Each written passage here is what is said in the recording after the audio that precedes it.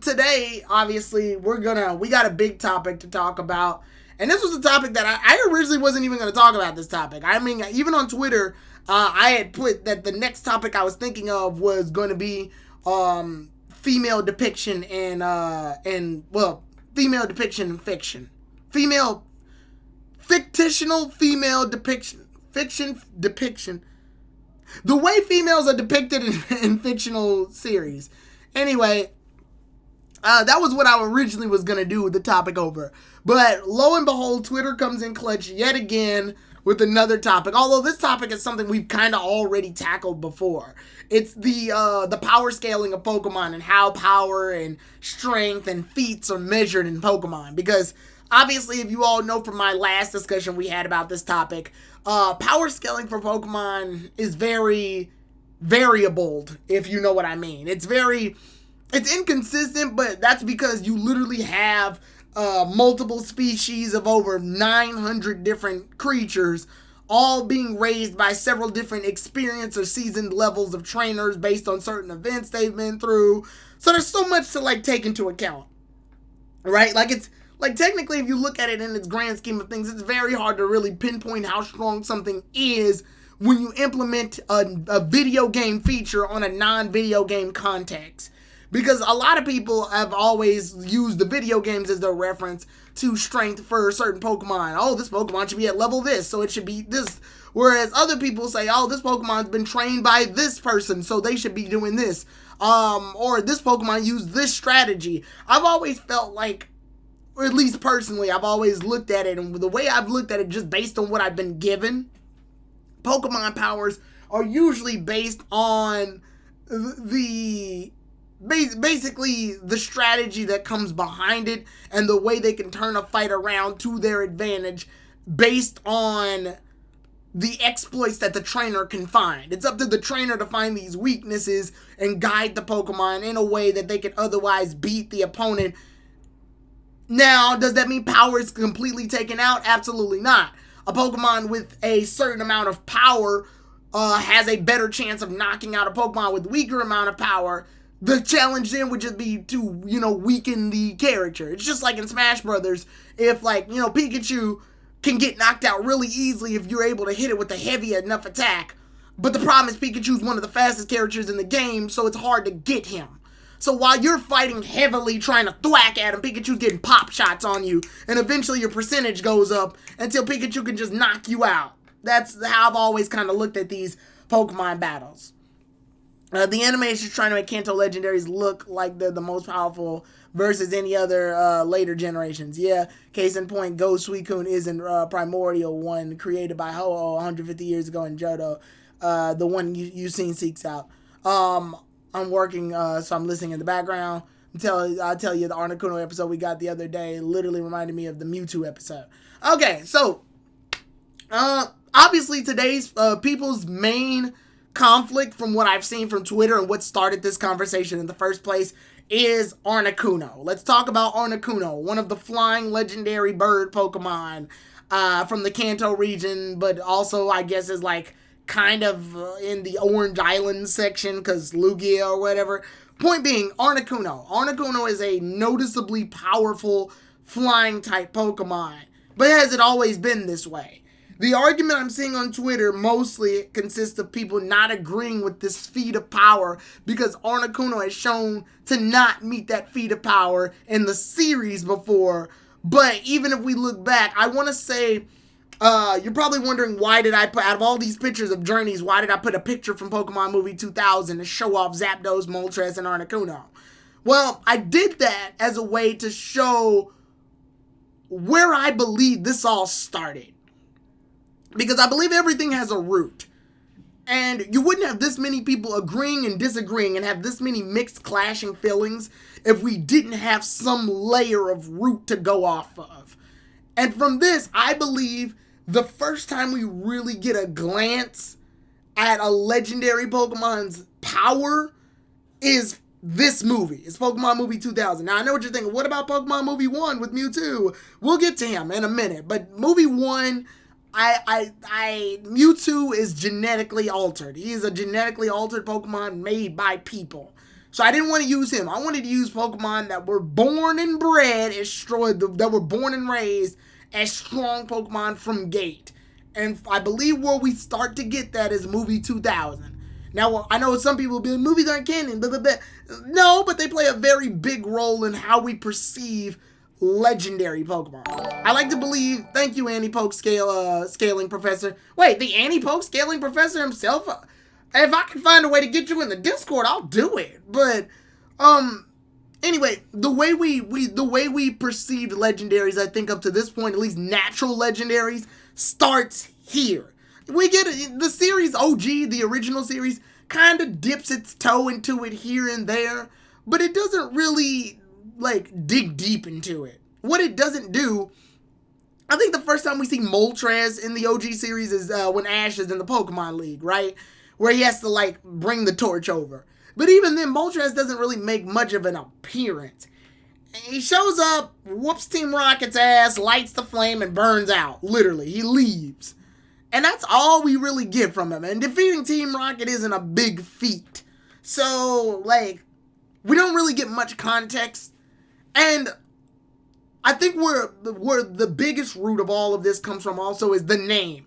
Yes, the goddamn names. Legendary Pokemon. That holds a huge title to it. That holds...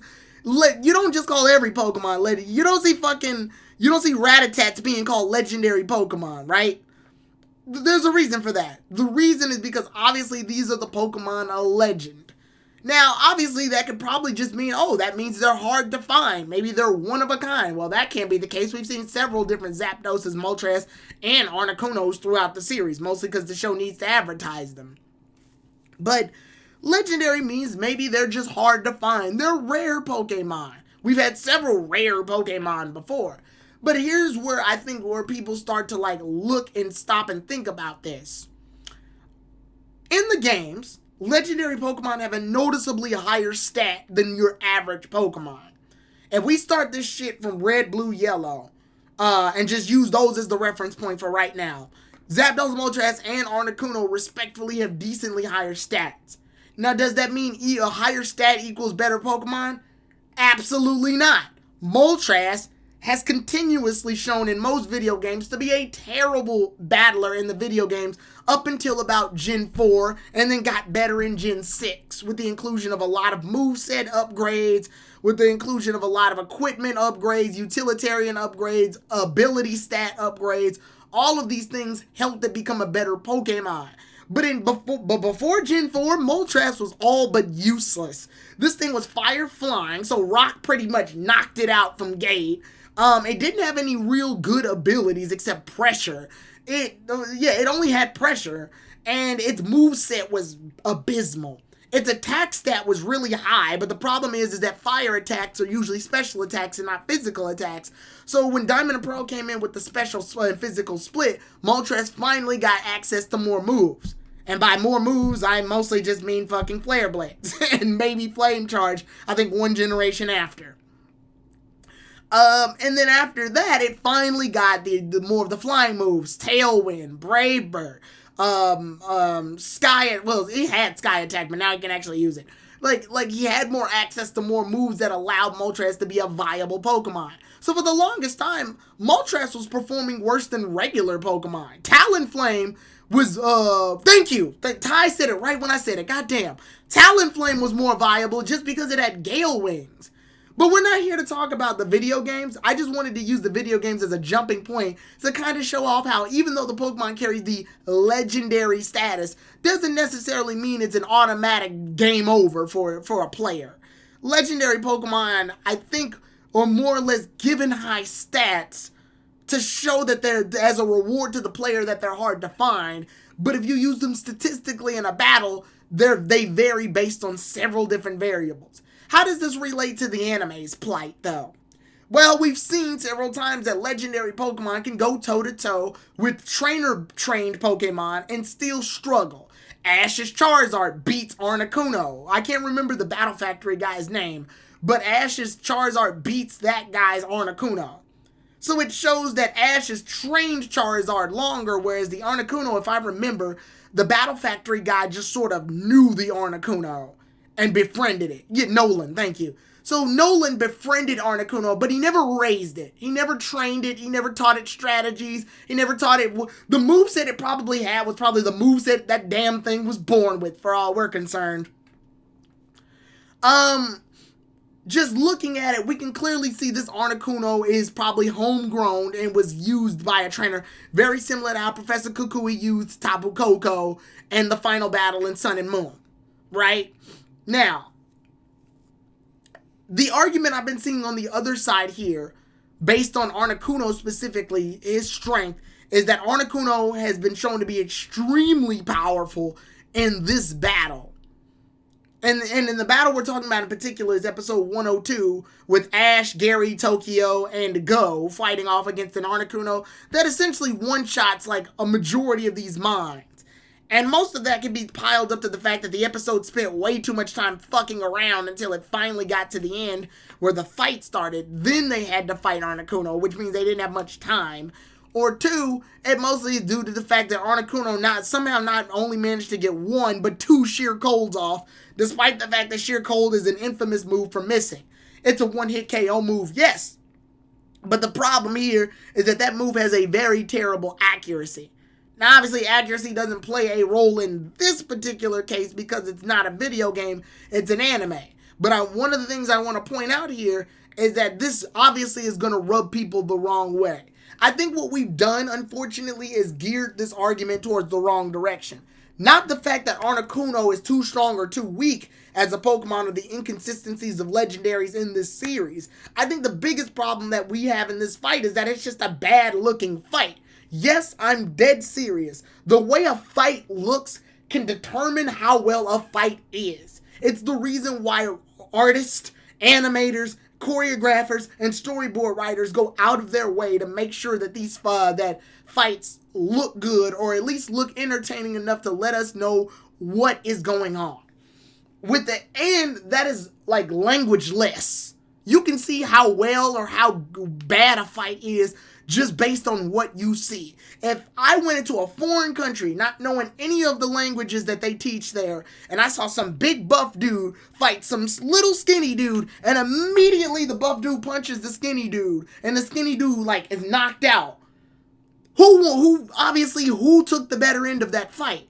The big dude. You can clearly see the big dude knocked the skinny dude out, and it was over. That fight ended pretty much as it started. You can see it. That's what Fight Choreograph does. It physically lets us absorb what's going on and allows us to, digest it. The problem with Pokemon is that it's fairly inconsistent with how it wants to make its battle choreographs based on the portrayals of things that it wants to show. If you look at the bottom right, I used a picture of Reboot fighting against Zapdos. Now, I have, in and of myself, even though I don't like, as of right now, I don't like the series Pokemon Journeys, or at least I don't like it as much as the other Pokemon series.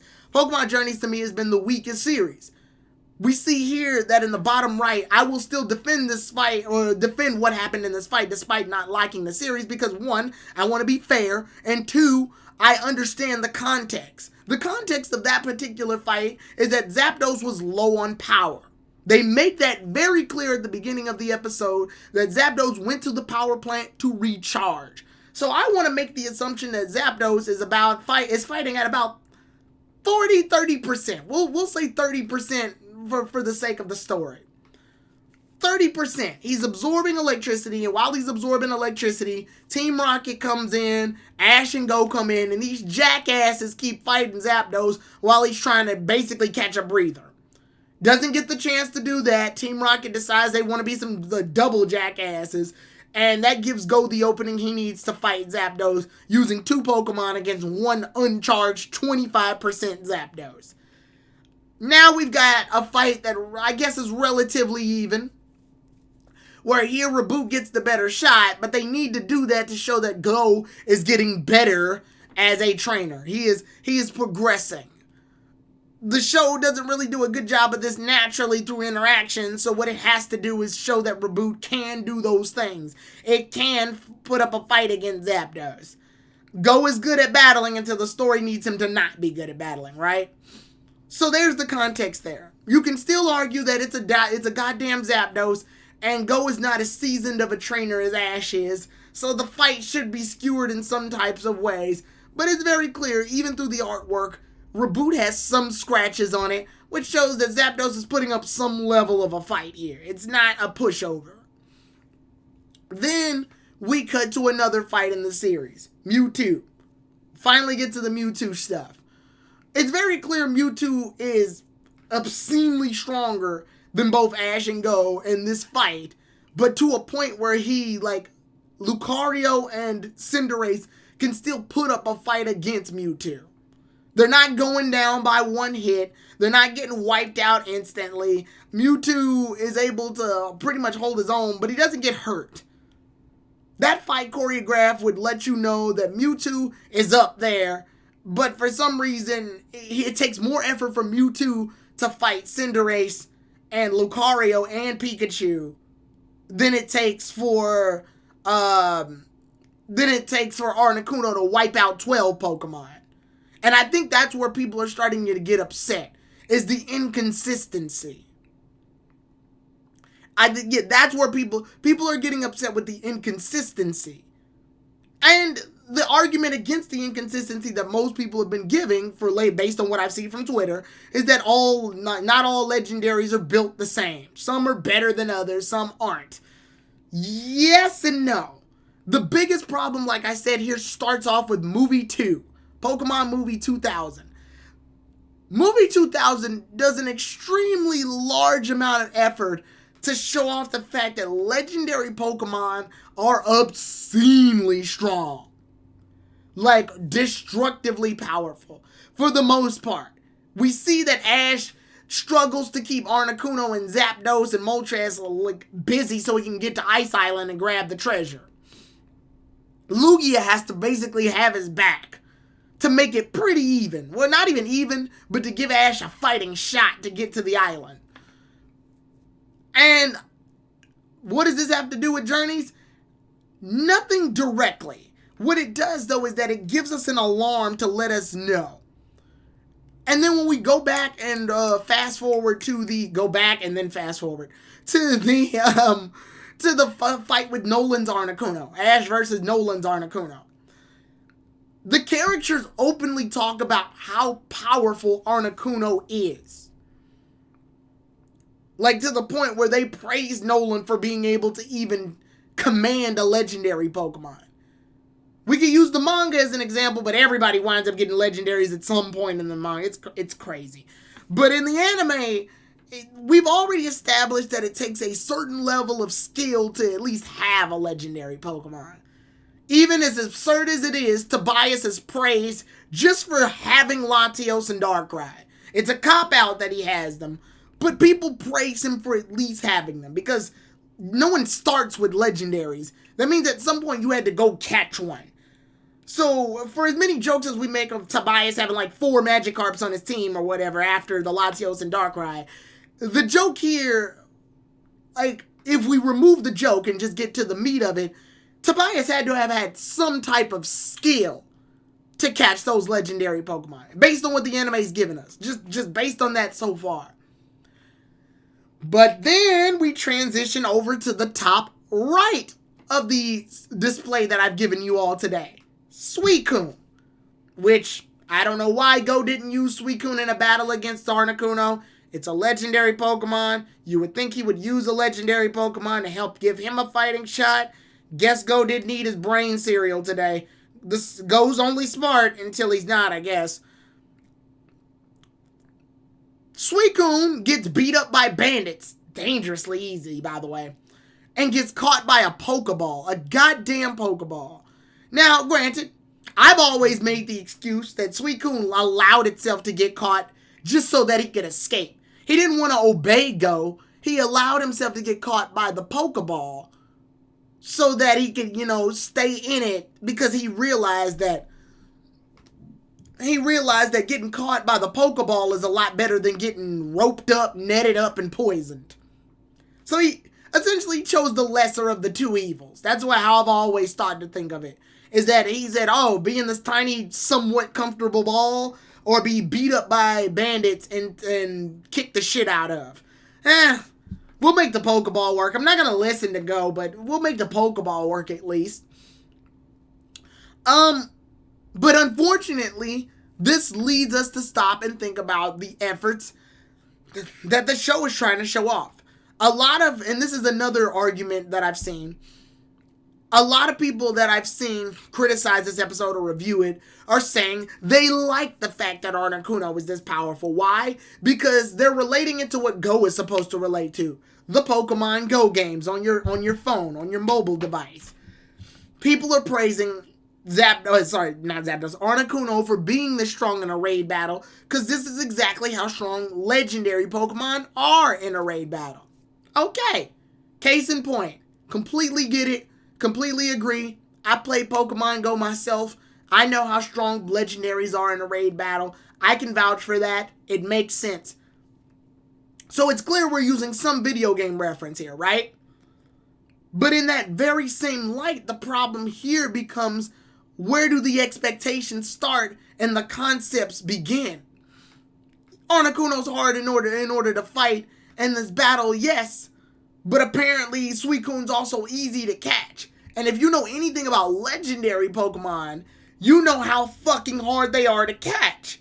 Simply throwing a Pokeball at it is not enough. Choosing to willingly or not. The anime right now is feeling like it needs to choose the best situations based on the best scenarios of what can and can't happen so that it can tell a somewhat cohesive story. The problem here is that it's fighting against several different continuities. Not even just the video games, it's fighting its own continuities. This is why people had such a big problem and a big debate against the Pikachu versus Electivire fight way back in Journeys. It was because Moto Drive is an ability that exists. But unfortunately, we zoom forward and Tyranitar's not using its damn Sandstream ability against Articuno.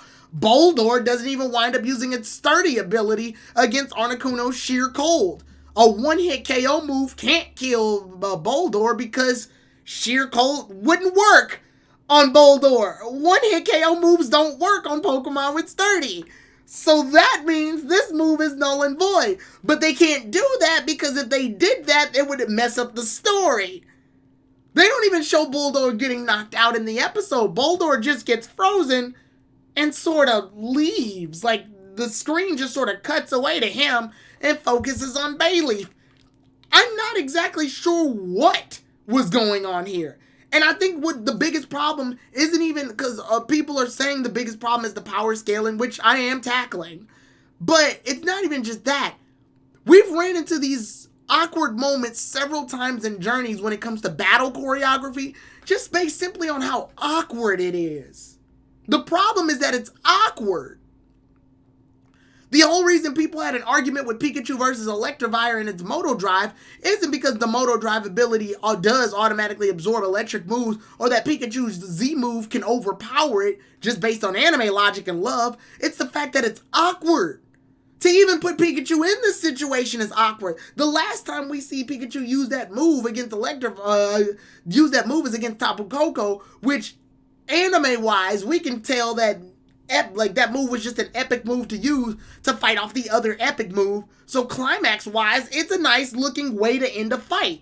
Here, this isn't climactic, it's just awkward. The problem here, same thing, it's awkward.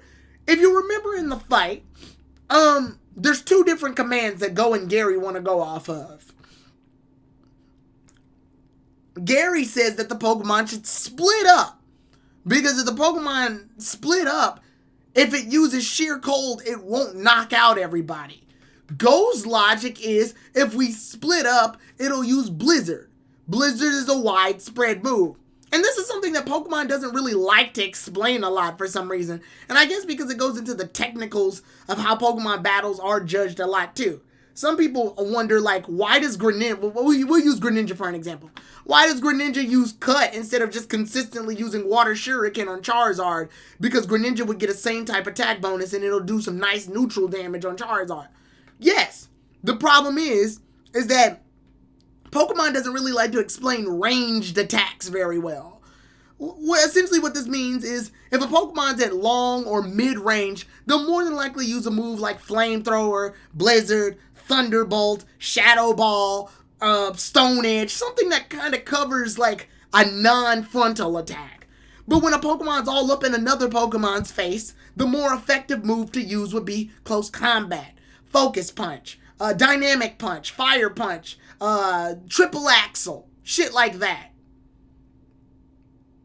Spamming AoE moves would be boring. Yeah, that too. Also, yeah, visually it would be tough to shoot marketing attacks all the time. That's why they have Pikachu keep Iron Tail, because it covers for when Pikachu has to do close-up fights or defend itself against attacks that otherwise would knock it out. It's a form of defense using contact. It's why Pikachu has Quick Attack, to sort of like cover in that zoning area between long range and close range. It's easier for Pikachu to get up close and personal to the opponent if it's using Quick Attack, a contact move. But then you got your long distance moves, Electro Web, Electro Ball, Thunderbolt. One of the reasons that they took out Volt Tackle, because the Volt Tackle essentially does the same shit Quick Attack does, sadly enough. Yes, Volt Tackle is the better version of all of that, but essentially Quick Attack and Volt Tackle both boil down to Pikachu charging towards the opponent. So they were like, we can't have Pikachu use that and Iron Tail, especially considering the fact that this Pokemon is not known for its defense. So we gotta give Pikachu some ranging equipment. And that's where he does that. But Pokemon doesn't really explain zoning like that. So when it's forced on the audience, it gets awkward. Now Gary's saying, go, we gotta have our Pokemon split up. Because if it uses Sheer Cold, I'm guessing a move that's closer to Articuno, so it probably covers close to mid-range combat. That's my guess, is that Sheer Cold does close to mid-range combat, based on the animation they've given us. But Go's strategy is to have the Pokemon spread apart. If they spread apart, because the plan's solid, Gary wants them to split up because if Boldore gets hit by Sheer Cold, it won't die because one-hit KO moves don't work on Pokemon with Sturdy. Makes sense. Have the other Pokemon split up so they don't even get hit by Sheer Cold. Go's strategy is, well, if it uses Blizzard, then it'll stretch. And if it stretches, it'll wipe everybody out. Okay, believable. Here's the one problem, though. The problem here is the fact that when Articuno finally does use Sheer Cold, the thing that was against what Go said, the Pokemon are all gathered up. Yeah. They hide behind Boldore. Yeah. Which means they should probably still be safe from the one-hit KO move because Boldore can't get hit by one-hit KO moves. Yeah. But the show forgot that Sturdy existed. So this makes it 1,000 times awkward. Even if in a situation where Go's right, he's still wrong here. And this isn't even to be against Go or Gary. The problem is the show is fighting against them now. Fuck Gary and Go not working together as a team. The writers aren't working together as a team. Abilities only exist in this show when they don't. So a problem is like it's how awkward it is. The problem is how awkward it is, especially considering the treatment that Legendaries have been getting and the entirety of this series. It's going to be very easy for the viewer to look at this and go, this is awkward. This doesn't work. Me personally, I don't like the fact that Articuno relied on a one-hit KO move to wipe out majority of its competition. It's not even the fact that when you use a one-hit KO move, it doesn't matter if you're good or bad. It's a one-hit KO move. That immediately erases all level of tension in the fight. The reason that one-hit KO moves do exist, usually in the anime, is to give the other player a way to strategize around it. And if they can't strategize around it, it's usually shown as like a surprise move. Like, oh shit, the opponent has a move that can literally wipe me out. That makes them far more dangerous, and I need to find a strategy around that. Here, Articuno uses Sheer Cold, and it's so consistent. The best part about one-hit KO moves usually in Pokemon is that once they hit, it's surprising and it's shocking. But after that, it can't really work twice. It's like trying to use the same it's like if I try to punch you and you got hit in the face. And then after you got hit in the face, you teach somebody how to block a frontal punch. Well, the next time you punch them, you expect them to not get hit in the face anymore. They blocked. These trainers know that Articuno has the move Sheer Cold now. It is no longer a surprise that Articuno has that move. So every move that was made at that point should have been made to counter it. Sheer Cold isn't a move that happens just often. It's a move that has a 30% accuracy. The reason for that being is because once it hits. But it needs to hit. Now, obviously, that doesn't mean much in the anime. The anime doesn't really focus on accuracy a lot either. Moves work and moves don't based on if the Pokemon heard the command dodge from their trainer's ear fast enough. Sadly. But we've also recognized that certain moves can hit as well. Several times we see that certain moves are launched towards a Pokemon and they're easily able to be dodged. But then there's moves that literally they state can't miss. Swift, Aerial Ace, these moves have been consistent throughout the most part of the series until they're not. So the issue is when you have this many inconsistencies, separately they're harmless. But as you can see in this Articuno fight, there's so many inconsistencies that you can definitely see that we're starting to get into that death by 1,000 tiny cuts section. And Articuno just being able to use another Sheer Cold, Ash not being Mega Evolving his Lucario to stand a better chance, Lucario failing to grab Articuno for whatever reason, just leads to another Legion and the sea of Legions that already leads to the almost cut up episode that we have in front of us. So it just, like, when we look at this and then we look at legendary Pokemon, the legendary Pokemon unfortunately dives into the biggest problem I've always stated about narrative structure. And that's usually to not make something automatically deemed as the strongest, as a powerhouse, as a big thing. Because when you do that, then the audience has expectations. The problem here also dives into the fact that people say, legendary Pokemon sure are strong. This legendary is powerful. You'll never be able to fight a legendary. Wow, this trainer has a legendary Pokemon. They must be strong. They do that so many times in the series. So the audience's expectations lie on the fact that these legendary Pokemon have to be strong. The show demands they be strong until they're not. So we run into these very awkward moments that fall against the grain based on the episode that they want to show off.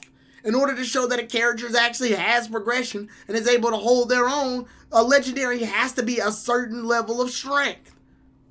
But then when they need to show the narrative structure of the character, then the legendary needs to be weaker to show thus that yes, progress is happening.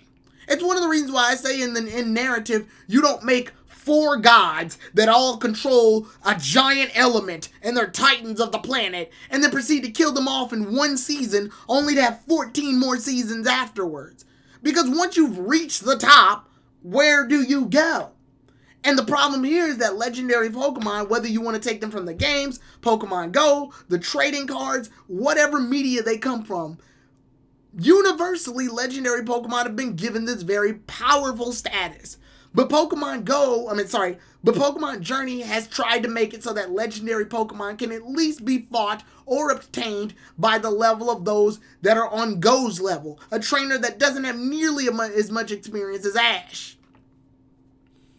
And the solution has been raid battles. Have multiple Pokemon fight the legendary at once, which is great. And it actually shows justification for how a legendary can be weakened against regular Pokemon. Separately, it's a hard fight, but if they work together effectively as a team, then yes, a legendary Pokemon could, in theory, have a challenge on its hands. But then we couple that with legendaries going mano-a-mano against certain trainers who have one Pokemon. Ash's Charizard versus Articuno. Ash's Pikachu fighting Regice. Fucking Pikachu versus Latios. Sceptile versus Darkrai. And yes, obviously, other Pokemon assisted in those fights as well, too. But I think, except for the Nolan and Charizard, that was a mano-a-mano 1v1 fight. But and the Pikachu fight was a Regice 1v1 fight as well. But that leads to the issue that we're looking at in front of us right now. That issue is when you have these legendaries, everybody says that not all Articunos are the same. Not all Moltres are the same. Not all Zapdoses are the same. Granted, I will give you that. I will give you the idea that there's more than one legendary. I usually like to say there's one legendary for every region. That kind of helps my brain process what the hell's going on. There's one legendary usually in every region, with variants obviously being the Galarian forms of these birds.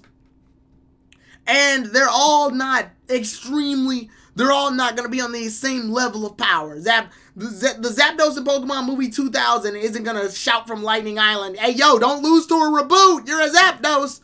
And the Zapdos from Pokemon Journeys isn't going to go, "Gotcha," and then 20 minutes later get kicked in the face by a Reboot, right? I get it. Varying Pokemon have varying different powers. That's not the issue. I think the issue, unfortunately, is that the exposure that we've been given at the start of the series has changed place from what we got at the end of the series for nothing more than telling a story. And this harms the structure of the story.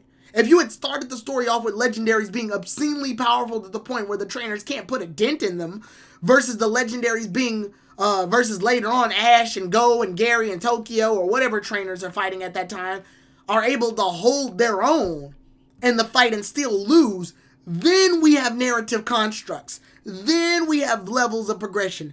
Then we have believability in the series. Up till now, the series hasn't given me a reason to believe that Gary shouldn't have been able to beat that Articuno the same way he fought off against Moltres in the very same show.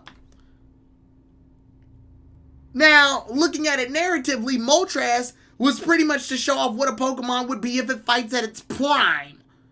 Moltres in Pokemon Journeys was holding its own. It flicked off Infernape like he was a fucking bug. That's Infernape's last fight, by the way. You'll never, Infernape's last memory you have of it isn't that it fought epically against an Electivire. Its last memory is being booty rocked by a fucking Moltres, right? That's its last memory. That's its last commendable battle. That's the final fight that it ever was in.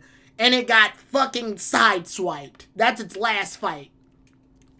It fought Pikachu, it fought Cinderace, it fought Blastoise. That's 4 Pokemon where, for the most part, Pikachu and Blastoise did the most damage to it. Electivire did stuff to it, but he was mostly like kind of where Infernape was, just sort of sitting there.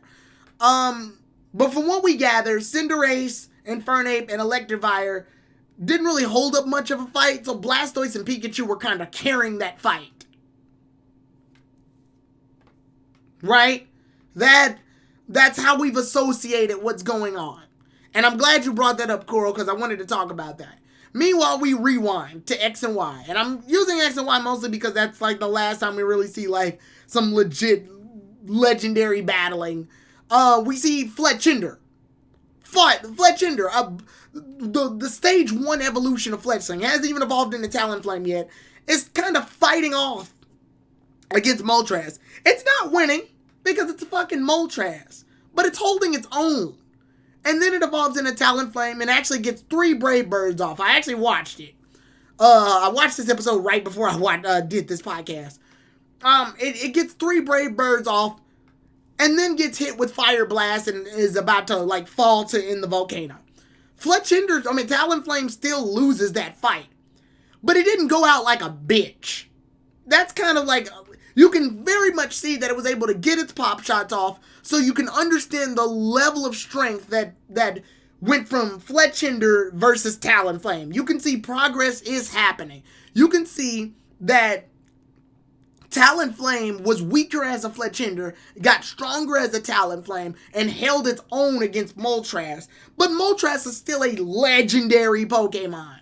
That doesn't take away from the status that it's legendary, but it also doesn't take away from Talonflame's feats. Because it was able to fight off against Moltres, at least to the point where it was able to put up a fight against it. Here, we unfortunately have a moment where we have several different trainers using several different Pokemon that we at least know of, to the point where we know these trainers, we know how long they've had them. I'll argue against Go because Go doesn't really train his Pokemon. His Pokemon sort of train themselves and then Go uses them when he feels they're necessary, with the exception of Cinderace. Cinderace to me is like the only Pokemon that I feel Go is legitimately trained. And even then, it's very little. It's very little. Most of the other Pokemon Go just sort of uses for the moment that needs to be, and if they hold their own, then that's great. If they don't, oops. So, we cut to Cinderace. And, we cut to Darmanitan. Darmanitan doesn't even get a chance to do anything. We don't really know much about Gary Tyranitar. I think he used it. Did he use that once at all, or what? I don't remember. I don't remember, but he gets knocked out. Sirfetch'd did all that goddamn training to be a Leak Master or whatever and fought Gallade only to get booty rocked by a Hawlucha and then get booty rocked completely by an Articuno without the chance of even getting to do anything. Even if it's under sheer cold, you can understand how awkward that is, right? It was a new one, just a walking reference to Fire Red and Leaf Green. Okay, whatever. So we take into account Sirfetch'd.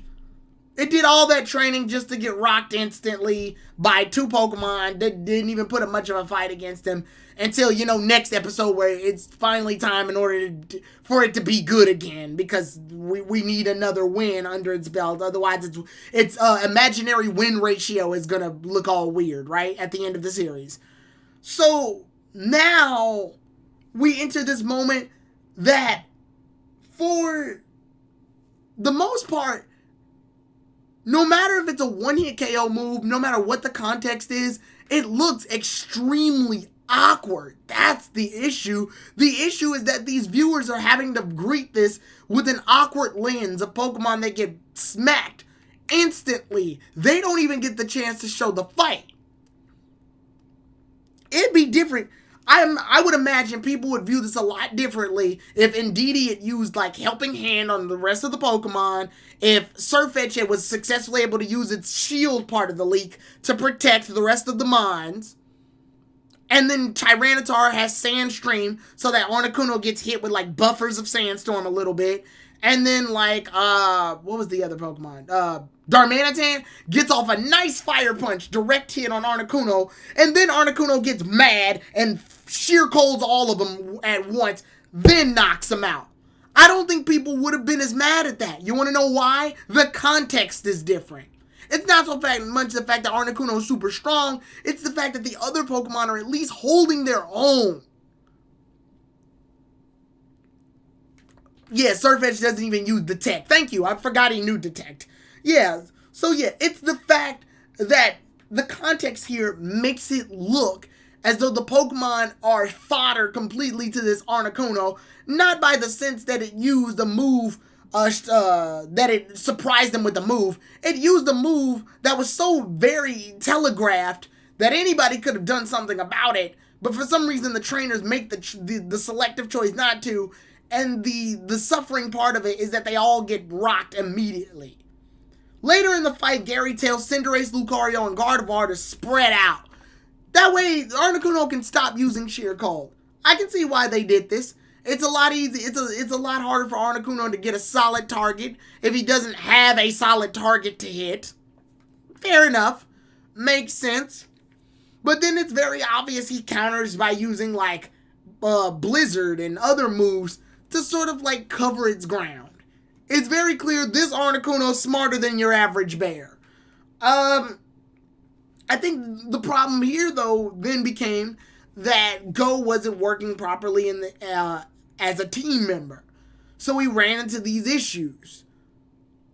But when looking at the power scaling of all of this, again, people start to say that different legendaries have different amounts of strength. But this fights off the very thing that the community has been given up to this point as to what we've received about how legendaries are. A legendary is supposed to be guided as strong, yes.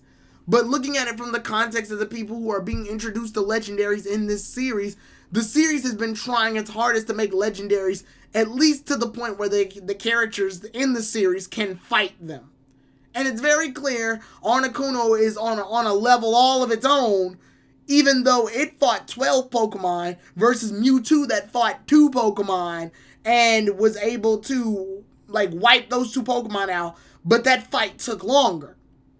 And it's obvious as to why that's the case. The reason why that's the case is because Mewtwo had more screen time to fight them, whereas Articuno only had about 5-7 minutes to fight.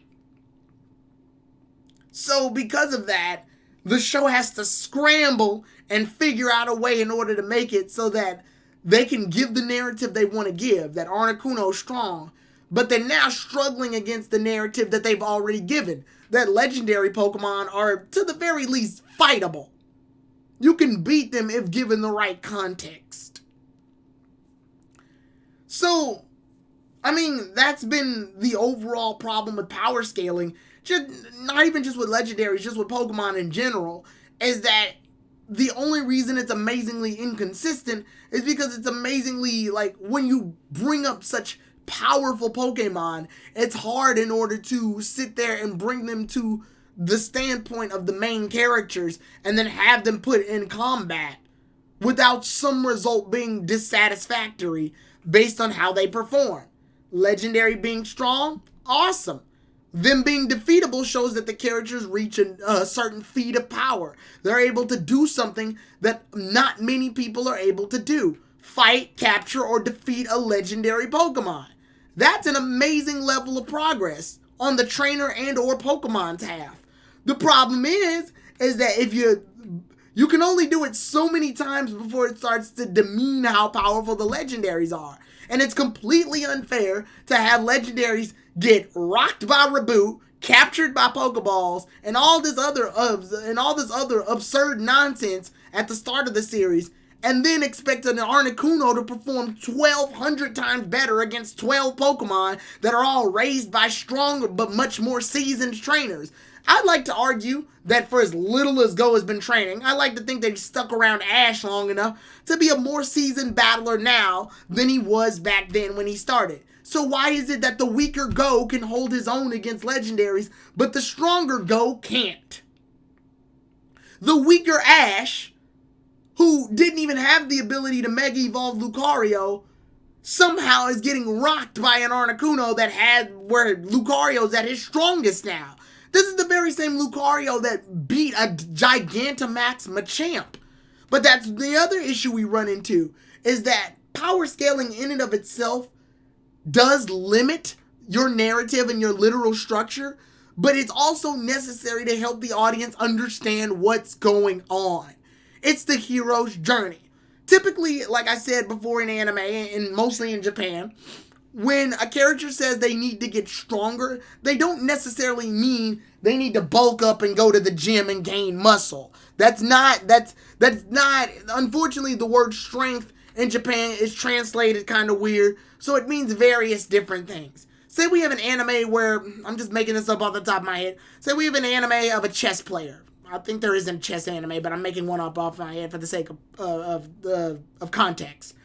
Say we have an anime, what's up Joker? Say we have an anime character that's a chess player, right? And he's beating like his local competition. He's beating everybody in like his neighborhood. And then somebody rolls in from a different neighborhood, challenges him to a chess game, and then beats the main character. And the main character loses, and the main character says, I need to get stronger. Well, that doesn't mean he needs to go to the gym and buff the fuck up and then come back and for some reason he's muscular and wins the chess game. No, it means he has to rework his strategies, read up on different chess strategies, play practice games with other people locally, and come back as a better chess player in order to defeat the person that defeated him. It's a contextual level of training and navigation to ensure that that person's skills and plan of attack is a lot better and more efficient this time around than it was back then. Sometimes strength isn't literal. It's not you eating your greens and your meats and vegetables and working out every day until you're stronger than you were literally. Sometimes it could just be your way of attack. Sometimes it could be your planning. I can attack more offensively against an opponent, and then next round I fight more defensively, and the longer fight allows me to exploit a weakness and defeat my opponent. As we can see yesterday in Terrell's stream, where he fought off against 2 of the organization members, Terrell's plan of attack changed and the repetition. He was able to adapt to the situation and get better and beat the organization members that he fought. Sometimes your way of attack can just be how you're planning how to come at an opponent. Strength isn't literal all the time. Strength could be metaphorical and also could be existential. It literally just means how you approach the situation can be better than the way you approached it last time. If I decide to run while slicing the air with my arms versus running with closed balled fist, then obviously I have more wind resistance when I did this versus when I did this. So I'm running faster. My plan has changed, right? Go should be able to coordinate with his allies, the analytical one. Exactly. So, yeah. Given context of what we've been given from the series before, strength can change in various ways. Diamond and Pearl stress this a lot with the whole spinning strategy. Pikachu's regular attacks aren't going to work normally, but if he spins, then he can have a counter defense with counter shield. Pikachu can spin so that aerodynamically when 2 opponents meet, Pikachu isn't facing the full brunt of the attack. He can spin and thus can maneuver his way out of it, find an opening, and smack the opponent. Getting stronger isn't always physical. It can be indirect strength. That being said, though, that being ultimately said, when the series comes off and you look at it, they still need to give off this level of tension. So to do it, they need Pokemon to have these expectations that are higher to give a sense that there is a level of conflict and danger. If you were to stop and make that argument that every legendary is built differently, then there's no reason the audience could believe that a legendary will be about as strong as your regular everyday Pidgey. But no, you can't do that because that would be fucking laughable. What if Reboot fought this Zapdos, and I gave it the benefit of the doubt. I said that Zapdos needed to recharge its electricity in the fight, so he probably wasn't fighting at full strength. But that also doesn't mean that Zapdos was at the same strength as a Pidgey fucking Yodo.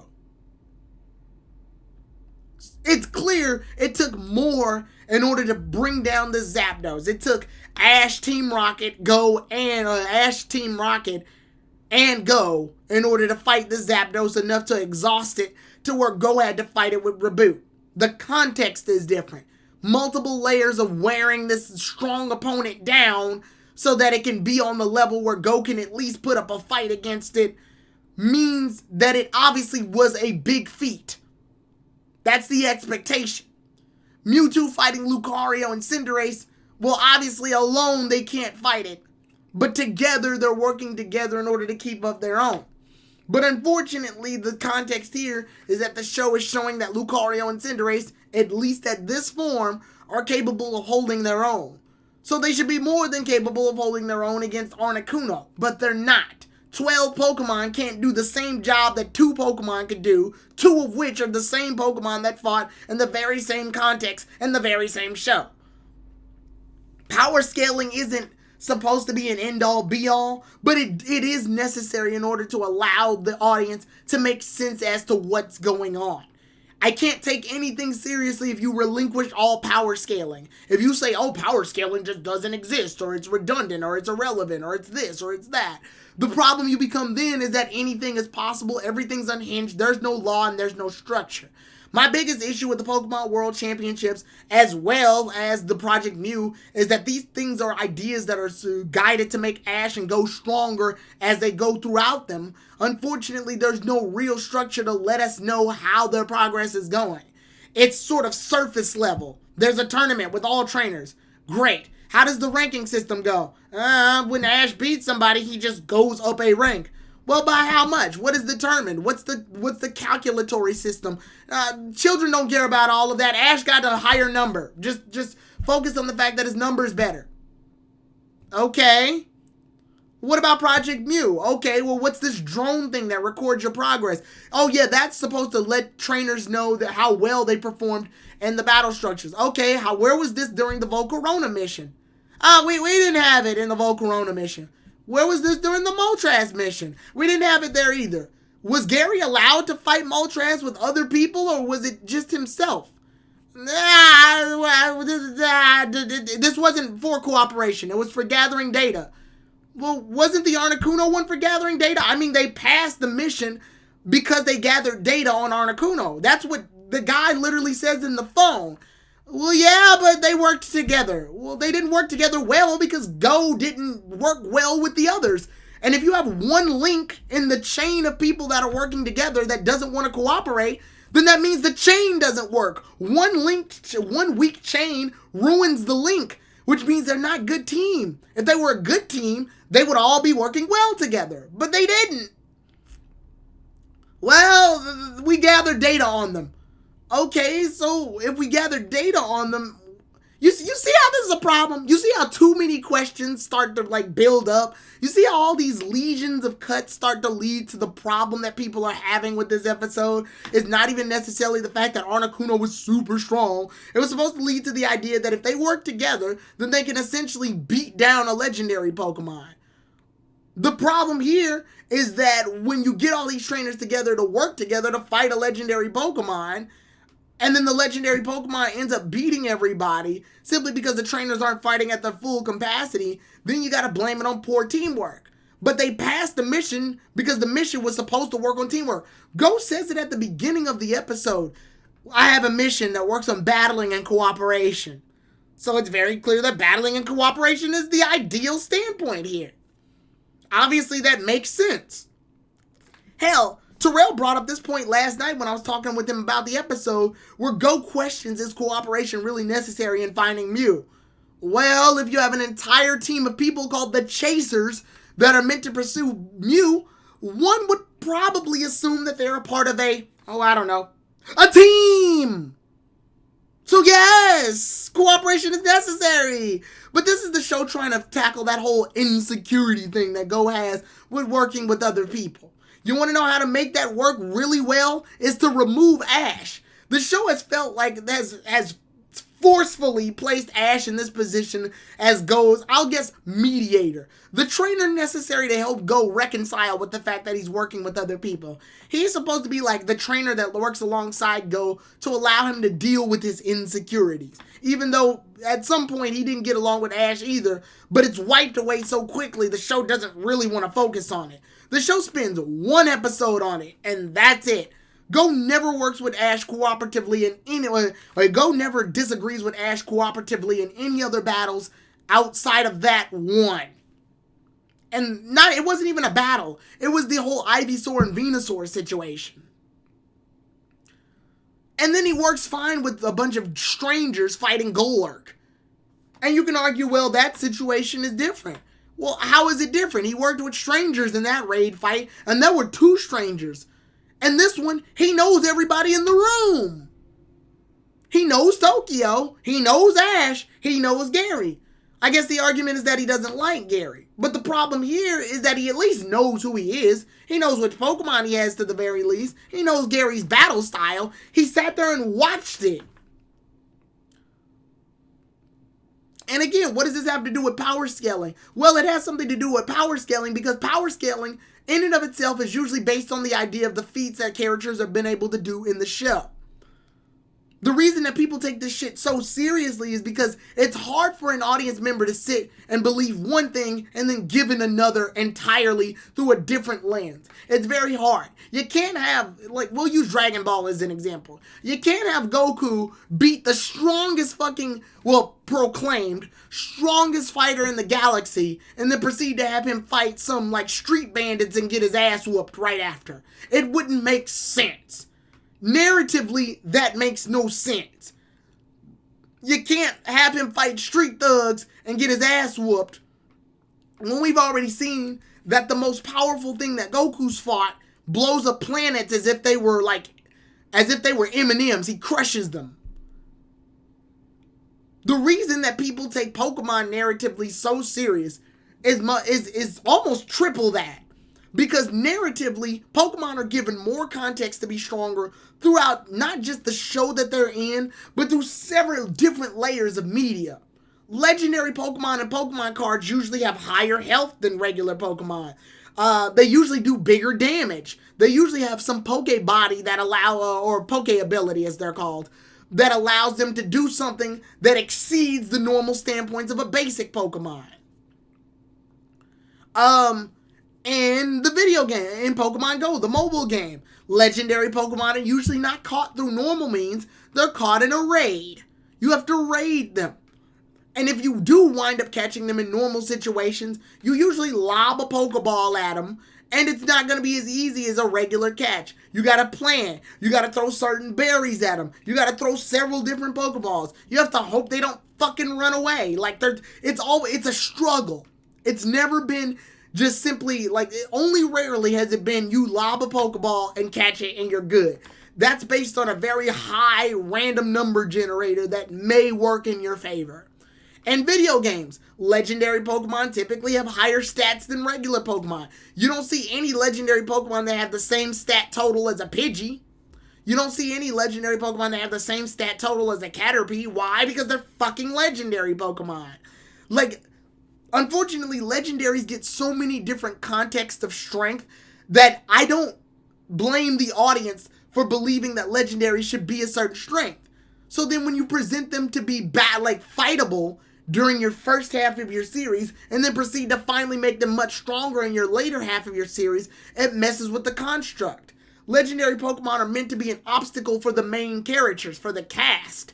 So I would expect that the main characters would have a harder time fighting a legendary Pokemon at the beginning of the series, and have an easier time fighting them later on. Does that mean they'll beat them? Absolutely the fuck not. But it does mean they'll stand a better chance against them. So then when you have Mewtwo, Zapdos, and Suicune doing bullshit at the beginning of the series, and then have Articuno body rocking everybody towards the later half of the series, it makes you wonder, where is this progress going? Like, what is exactly happening in the context of what is happening here? What is taking place? Moltres, in and of itself, Moltres, I like to argue, was in the same position as Articuno. He was in his resting place. He wasn't weakened. Nothing bad happened to it. Moltres was sort of chilling, and Ash and the others just happened to find where Moltres was and proceeded to attack it. Blastoise does majority of the work in that fight. Beats the ever-living hell out of Moltres. Does Moltres end up, do they end up losing the fight? No. But it gives us an idea. It gives the audience an idea of what's happening. It shows Moltres is pretty powerful, but it's not powerful enough to wipe out everybody in one go. Cut forward to Articuno. Articuno body rocks 12 goddamn Pokemon. And in this context, it's against what I assume would be stronger trainers. I don't like to assume Gary was just fucking around ever since he fought Moltres. I assume his Pokemon have gotten stronger. He's using 4 of them this time instead of like 1 or 2.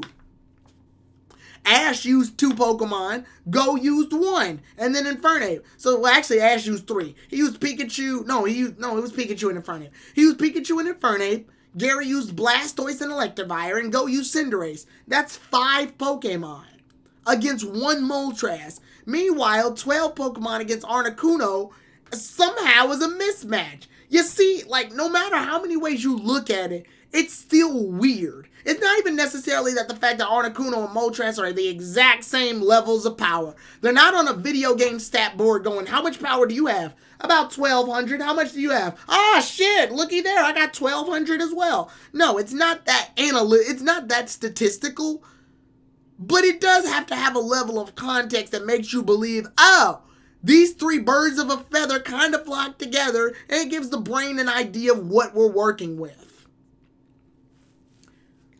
It's why certain characters say certain things are about as strong as other things. Oh, this Pokemon's about as strong as this. This Pokemon can hold its own against this. This Pokemon can fight this. In the Mega Evolution specials, we see that Kyogre, Groudon, and Rayquaza are strong as fuck, but Charizard and Metagross are at least able to hold their own against them. So that obviously means that Charizard and Metagross are pretty fucking powerful, right?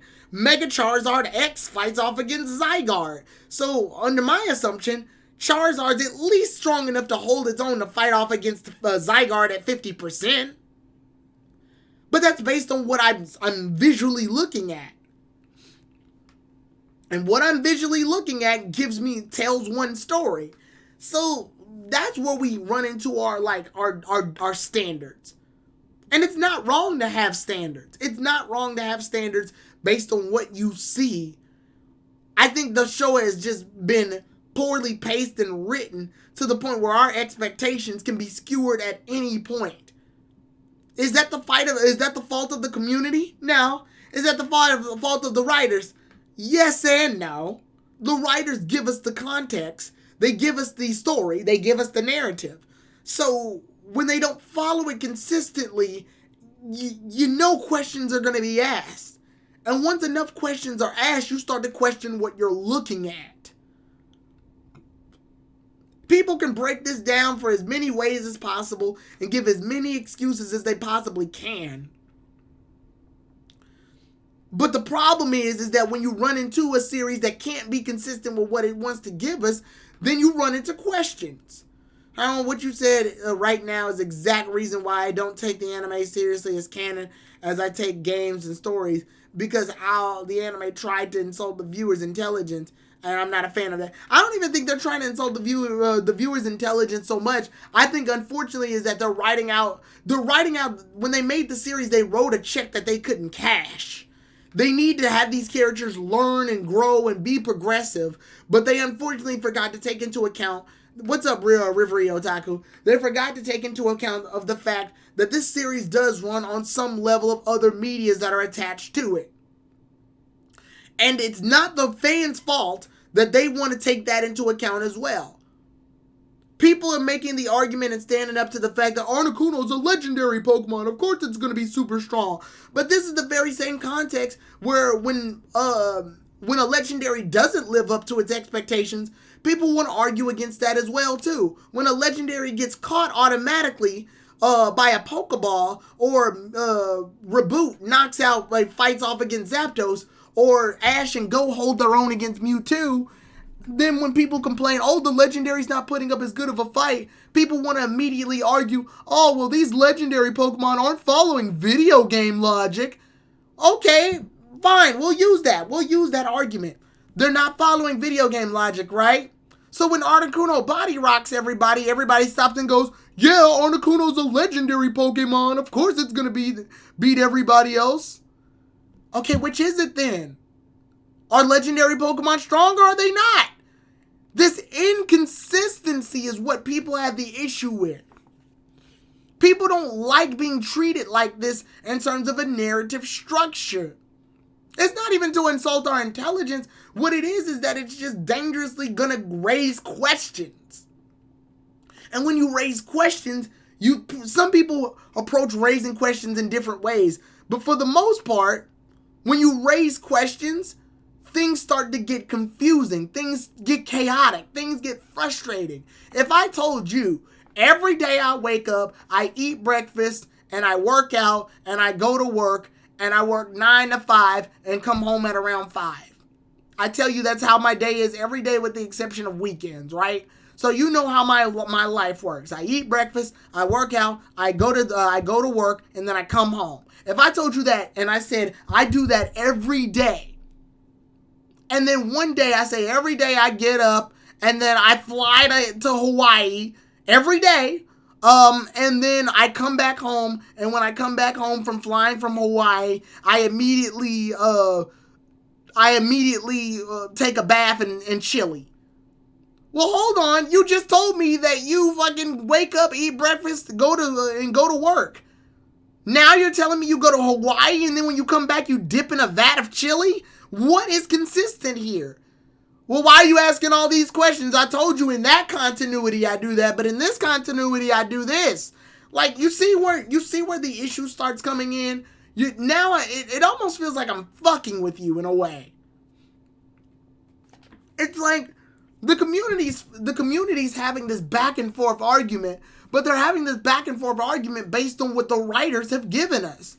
There's no reason for either side to be right or wrong here, because The writers have given us so many things to make us believe one thing, but not believe another. If you want to go back in Diamond and Pearl and use that Tobias example that I said before, everyone says that Tobias is really strong because he has legendaries and because he caught legendaries. That means he has to be a trainer of some merit because he caught powerful fucking Pokemon, right?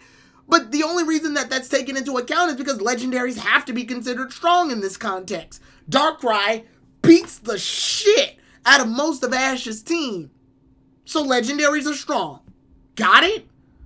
Makes sense. Then we fast forward and Zapdos is getting its ass whooped by Reboot and Suicune's getting caught by a Pokeball and everybody's going, not every legendary is invented the same. Okay, granted. I'll give you that. That's fine. Legendaries can have various levels of strength. Hell, if you look at the legendary beasts, their stats aren't the same as Lugia or Ho-Oh's. That's because they're weaker than them. Fine.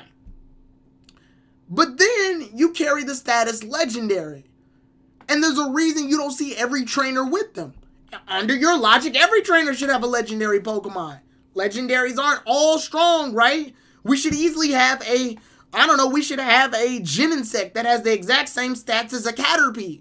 We should have fucking the 3 Swords of Justice that are randomly in, we got 3 Swords of Justice that are chilling in the Sinnoh region that, for some reason, are about as strong as Rockruff. Follow this chaos. Let's climb aboard this chaos and make the assumption that all legendary Pokemon are created equal. Fine. But then you gotta remember they're given legendary statuses. And the status, unfortunately, puts them on a higher scale than the other Pokemon. Now we have a context where the legendaries have to be stronger, based on what we've been given. Okay. Then when Pokemon lose to them, they go, oh, they're legendary Pokemon. Well, the anime has given me no reason that legendary Pokemon can't lose to regular Pokemon. Pikachu beat Regice. Sceptile beat Darkrai. Charizard beat Articuno. Well, not every legendary is invented the same. Okay, granted, not every legendary is the same. So there should be some legendaries that should be getting the shit kicked out of them, right? Well, the complaint comes, oh, that legendary got the shit kicked out of it. Well, not all legendaries are the same. Okay. Then when a legendary does come in and beat a Pokemon, what happens? Well, it's a legendary. What did you think was going to happen? You see the problem? You see the cycle? You see the wheel spinning that we're going through right here? You see what's going on? Do you see exactly what the issue has become? All right, Amy, I'm glad to have you here for the break, by the way. It's like, you can't, this is the issue. You've given these Pokemon a status. You've called them legendary, right? But you can't falter their strengths for the sake of the characters, because when you do that, and it's inconsistent, then the audience is gonna get upset either way. And that's not to say, don't have the legendaries be strong. No, not at all. The legendaries can be strong, but they need to correspond with what the narrative is telling us. If I had the book Moby Dick, right? And Moby Dick started off as this terrifying whale that's able to destroy all this fucking shit, right? Killed pirates all over the place, killed sailors, ravaged the seas because of its massiveness. And they try to kill it, but it's too strong, right? Let's say that Captain Ahab tried to fight Moby Dick, and Moby Dick, for some reason, at the start of the story, is a weak ass whale. It can't do shit. It's about as strong as a salmon, right? Weak ass, can't do shit ass whale, right? But somehow he just manages to escape. But later in the story, Captain Ahab has got better harpoons. He's got a better boat. He's got a better crew.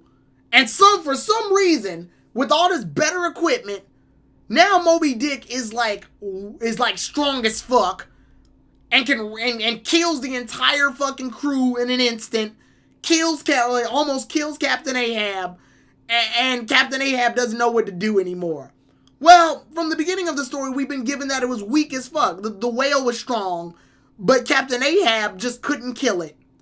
Well, now that Captain Ahab is equipped with better shit, he somehow isn't able to beat it this time because the story decided to make the force of nature stronger. Essentially, that's what legendary Pokemon usually are. They're not so much characters like the regular Pokemon that we see, because it's kind of hard to make them characters. It's kind of hard to boost the progression of a legendary Pokemon in a show where levels don't exist. So you got legendary Pokemon that kind of serve not really as characters, but more as forces of nature. So you can't have a legendary Pokemon badly perform at first and then perform at its expectations later and go, well, that's just how they are. Because then you're openly telling the audience to accept an inconsistency for nothing more than the sake of that's what happens and that's what they're presented as, when the show didn't even present them as that. Like, one of the questions I saw on Twitter that somebody had, and I'm going to find it. Give me a second. I'm going to try to find it. I tried my best to answer it, and I think it got like a bunch of questions afterwards. But let's see. Here it is. The tweet I responded to was from someone who actually has shown up on this, not vocally, but someone who has spoke on this before. I'm not going to use their name, though, for this one. People complain that Journey's legendaries aren't given respect, and now are complaining that Articuno's too strong. Which is it? That question, that tweet, that very thing is kind of like what jump-started this discussion topic to me. And the reason that this is a problem isn't because I believe the community isn't focusing on the direct problem.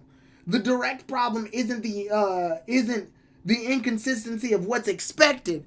The problem is the inconsistency of what's given and written to where the audience sits and has a reason to believe, yeah, we have been done wrong. Could you imagine a separate scenario where the legendary started off strong to the point where Ash and Go couldn't stand a chance against them? And then later in the series, you see that they're actually doing a lot better, right? You look at that and you see, oh, they lost the fight against the legendary, but they're holding their own a lot better than they did last time. That's the direction of progression. It lets you know that, oh, these characters are getting stronger. These characters are working harder. And as a result, the obstacle, the legendary, the freak of nature that is the Pokemon that they're fighting against, is shown to be getting weaker based on the context. Or at least the heroes are standing up a bit of a chance against them. They're not both starting at level 1 and getting stronger. And I don't mean levels as in the video games. I mean level as in the contextual layout of how they're being set. They're not both starting off at base and getting stronger together, and the legendary just happens to get a power boost out of pure fucking nowhere. What's happening is that the legendary is supposed to be the wall, the obstacle that the characters need to overcome. And at first, they can't do it because the legendary's too goddamn strong. But later, the legendary is putting up a fight, and the main character is putting up a better fight this time than the time that they had back then. How would you compare this to, let's say, Tobias's team, who's had legendaries? I brought Tobias up earlier, and unfortunately, again, that's the problem. We make jokes about Tobias's team a lot where it has 2 legendaries and the rest are just Magikarps. But obviously, if we were to look at this in some standpoint, no, you're good. People look at it and realize that Tobias has a team of has 2 legendary Pokemon on his team. But from what we've been given, from what the show has taught us, it takes a lot of skill to fight and catch a legendary Pokemon. He didn't just start off the fucking journey with them. He didn't just show up to Professor Rowan's lab and there was a fucking Darkrai sitting there in the goddamn Pokeball waiting for him. What happened more than likely is that he had a team, built it up, had them strong enough to fight Darkrai to the point where it was weakened, caught the Darkrai, and then proceeded to help use that Darkrai in order to have him fight Latias, because Dark Pokemon are good against Psychic. And then he caught Latios as an ending result too. Then he realized, I'm going to a Pokemon League, If I want to win, I'm going to use my stronger Pokemon. So, Tobias ain't playing randomizer. But it's clear to realize that obviously the power, at that point, the power scaling system is made. It's very clear. They even go out of their way to state that Ash is the only trainer to defeat Tobias's Darkrai and force him to switch to another Pokemon. So there is a level of feat that's being taken into account for what Legendaries can do. So the audience obviously has expectations on how Legendaries should perform based on the series. So then when you have Legendary Pokemon at the start of journeys not performing up to that expectation, then obviously it's going to turn some heads. And then you get Articuno to come out and completely meet the expectations of what we believed. Only when the characters are getting stronger, it messes with that layer of progression.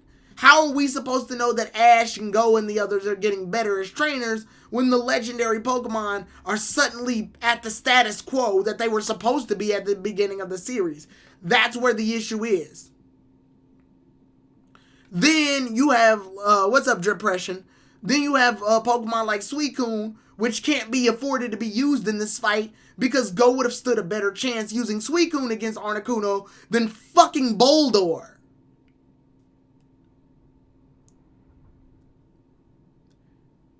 But then that's implied that Suicune can't put up as good of a fight against Articuno.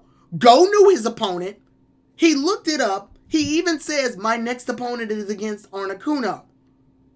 So he clearly prepared his Pokemon for what was supposed to happen. He used Darmanitan, Cinderace, and Boldore. Okay, rock Pokemon are good against flying. Fire Pokemon are good against ice. I see the logic. It's on the page. Here's one little itty bitty factor you forgot to forget though. Suicune is a legendary water type Pokemon. From last I checked, water type Pokemon defensively are good against ice types because water types have a resistance to ice types. Having a Pokemon that can withstand the damage of Articuno would definitely be a strong utilitarian tool against Articuno.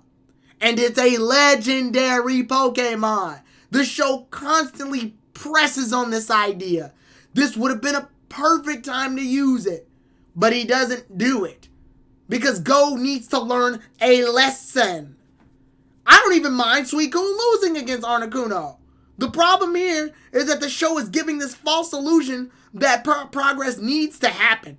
Because Articuno technically wins this fight, but it's to show that Ash, Go, Gary, and Tokyo need to work better as a team. They still get their goddamn tokens or whatever, so who gives a shit? Even though Go needed to fail that goddamn mission in order for it to work.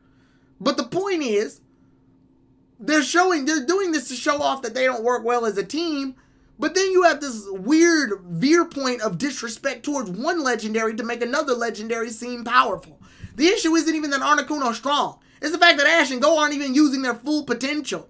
Ash hasn't mega evolved his goddamn Lucario or used Pikachu's Pikachunium Z. Two very strong parts that could have definitely helped. Koro said it before. Fucking Surfetch doesn't even use Detect. A move that pretty much guarantees that it's protected like once in a fight. And he doesn't do it. Tyranitar doesn't use Sandstream. Boldore doesn't use 30. The more and more you pick at this, the less you stop and see, wait a second. It's not even the fact that this Articuno's strong, it's just that Ash and Go are really weak right now. Go has a whole legendary that he could have used for this fight that has a resistance to ice-type Pokemon, and he's not using it. Ash has two Pokemon that have secret weapon moves, Z-Move and Mega Evolution, and he's not using it. Gary has an ability, not using it. Like, hell, if you want to get technical, Gardevoir, Tokyo's Gardevoir, has Trace. An ability that allows Gardevoir to copy the ability of Articuno. Let's make the assumption that Articuno's ability is Pressure. Pressure, if you don't know, is an ability that makes it so that the amount of moves you use on a Pokemon gets reduced, essentially. So you know how, let's look up sheer cold for a second. So for example, if I use Thunderbolt and Pikachu can use Thunderbolt say 20 times, Pressure will treat Thunderbolt as if it was used twice instead of once. Lower it, like putting pressure on the Pokemon in order to make it so they can't use as many moves when fighting, right? Let's look up sheer cold. Alright, let's follow this logic. Sheer cold has a PP of 5. Alright, so for every one time it uses sheer cold, that means it's using it 2 times. And from what I see, Articuno used sheer cold about 3 or 4 good times in this fight. Gardevoir has Trace. So let's assume that if that was the case, then Articuno would have only been able to use sheer cold about twice. Combine that with Bold or Sturdy, and that knocks out one of them right there. But the more you realize this exists, the more confusing this gets.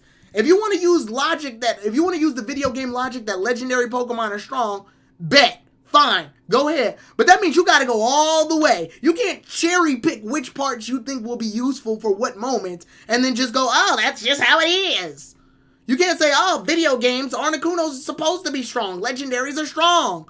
Okay, well then what about all the other consequences? What about Sturdy? The ability to not have one-hit KO moves happen. What about Sandstream? The ability to increase Tyranitar's evasion in Sandstorm because a Sandstorm is going to be whipped up anyway. What about Gardevoir's ability to trace, putting pressure on? Like, you got to use all of it. You got to use all the logic. What about Cinderace's ability to use use the fire ability that starter Pokemon have? I can't remember what it is right now, and I'm sorry. But basically the ability of Blaze. It's literally called Blaze. What about the ability to use Blaze to make fire type moves stronger as it gets hurt? What about the ability to what is Sirfetch's ability actually? Or hell, we can scratch that. What about Arcanine's abilities? You see how weird this gets the more you look into it? You see how all these questions start to cause problems? Not of the fact that, like, oh, this is the anime and it follows its own rules. It's the fact that the anime doesn't even follow its own rules. So if the anime doesn't follow its own rules and follows video game rules when it needs to, and then the games don't follow a very strict set of rules, then what rules do you follow? One of the things that Articuno did was Triple Axle, a physical move that happens 3 times. Sort of did that to break the Reflect, regardless of the fact that Reflect cuts down physical moves. Whatever. Anyway, he did it. He did it. At that point, you gotta stop and ask yourself, okay, if he did that, then it's very clear they're following some level of video game moves. Alright. Now let's follow those other video game rules. Where's the fact that, like, I remember Umbreon used Eerie Light? Confuse Ray? Umbreon used Confuse Ray in the fight. Okay. Bet. Then why is it that when Articuno is confused, like the more you look at it, the weirder it gets. He's only confused for 1 turn and he gets 2 successful sheer colds off. Either this Articuno is really lucky or the show just didn't know what to do. So they just said he's strong because he has a 1-hit KO move. Okay, having a 1-hit KO move doesn't automatically mean you win. If that were the case, Bisharp should have used Guillotine on Greninja and we wouldn't even have a fight, now would we? Hey, it's a thought. Umbreon could have activated Lucario's Justify ability. I'm willing to believe Cinderace has the Libero and Gardevoir has Synchronize, but that's more because I'm filling in the gaps myself. But the problem is that you have to do that. The show's doing a terrible job of explaining it otherwise. And I'm willing to believe the Legendaries are strong. I'm not against that idea.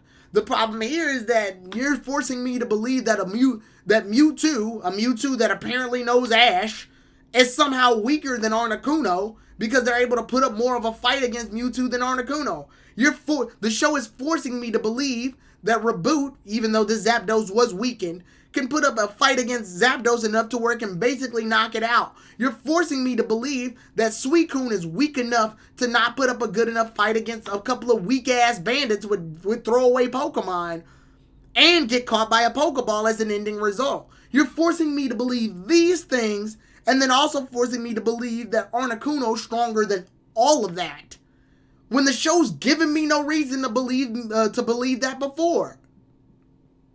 The show's given me no reason to believe these things, so why the hell should I believe them now? Why? Because the context is different? Because the story is supposed to teach Go that he lost, and the only way to get Go to lose at this point is to make him lose to a legendary Pokemon, despite the fact that he's beaten legendary Pokemon before, or to the very least caught them. He caught Eternatus. Yeah, nobody really thinks about that, but he caught Eternatus. He has 2 legendary Pokemon in his arsenal, and the show's giving off this illusion of progress by having Go purposely not use any of them, and by having Ash fight at less than 50% of his power too. But that's the problem. What happens when you put a character who's well seasoned into a situation where he can't be because he needs to lose to teach the characters a lesson? The issue isn't power scaling so much as that it is bad story writing or bad placement of characters based on the context in which things happen. Progress is supposed to be progressive and it's supposed to go up, an upward slope. It can't go down for the convenience of storytelling and then go up when need to be. Mewtwo definitely has a narrative reasoning to not be going all out against Ash and Go in this instance. Going out against Ash nor Go in this instance. True, and I believe that. However, at this point, Ash and Go at least are shown not to have the abilities to go stronger against Mewtwo. Whereas in later, we see that Ash and Go get much stronger. So there's no reason for me to believe that they wouldn't. Also, how does Mewtwo know how strong Articuno is? He didn't people whisper at Articuno going, yo, I was going easy on them. So make sure to go ham on Ash, Go, Tokyo, and Gary. And Articuno went, aight. He doesn't know Articuno. He doesn't know what the fuck Articuno's doing. Mewtwo's level of not going all out could be completely different than what Articuno believes is, get these motherfuckers out of my house. Period. They didn't discuss this shit in off-screen land. That Mewtwo was actually the movie one, which was actually interesting. Yeah, but the show doesn't do anything with it. All we know is that Mewtwo is strong. And it's supposed to give us the idea that Mewtwo is strong. The problem here is that now we have a Pokemon that's at a certain level of strength and a certain level of expectation that we have for our heroes. And everybody has to assume that Mewtwo didn't go all out just based on the narrative structure of Mewtwo wanting to test them. Which I can perfectly believe that Mewtwo weakened himself in order to create a battleground for Ash and Go to fight on. To see whose ideals were better. But then you force me to believe that a Pokemon completely unrelated to Mewtwo automatically knows, it was a test for cooperation. Let me chill out a little bit. Or let me go ham on these motherfuckers. Like, you see how this doesn't work? Articuno doesn't have any reasoning to hold back. Mewtwo does. I wouldn't use this to say Mewtwo is greater than Articuno. But at the same time, the show is, we're not even focused on Mewtwo and Articuno at this point. Like I said, Mewtwo and Articuno to me aren't even really characters, more or less they're obstacles for Ash and Go to overcome. They're supposed to show us, the audience, that progress is happening with Ash and Go. So the progress gets skewered when Ash and Go get stronger, yet can't perform as well. That's where the issue is. The issue that the community's having right now is that they don't know which direction they want these legendaries to be.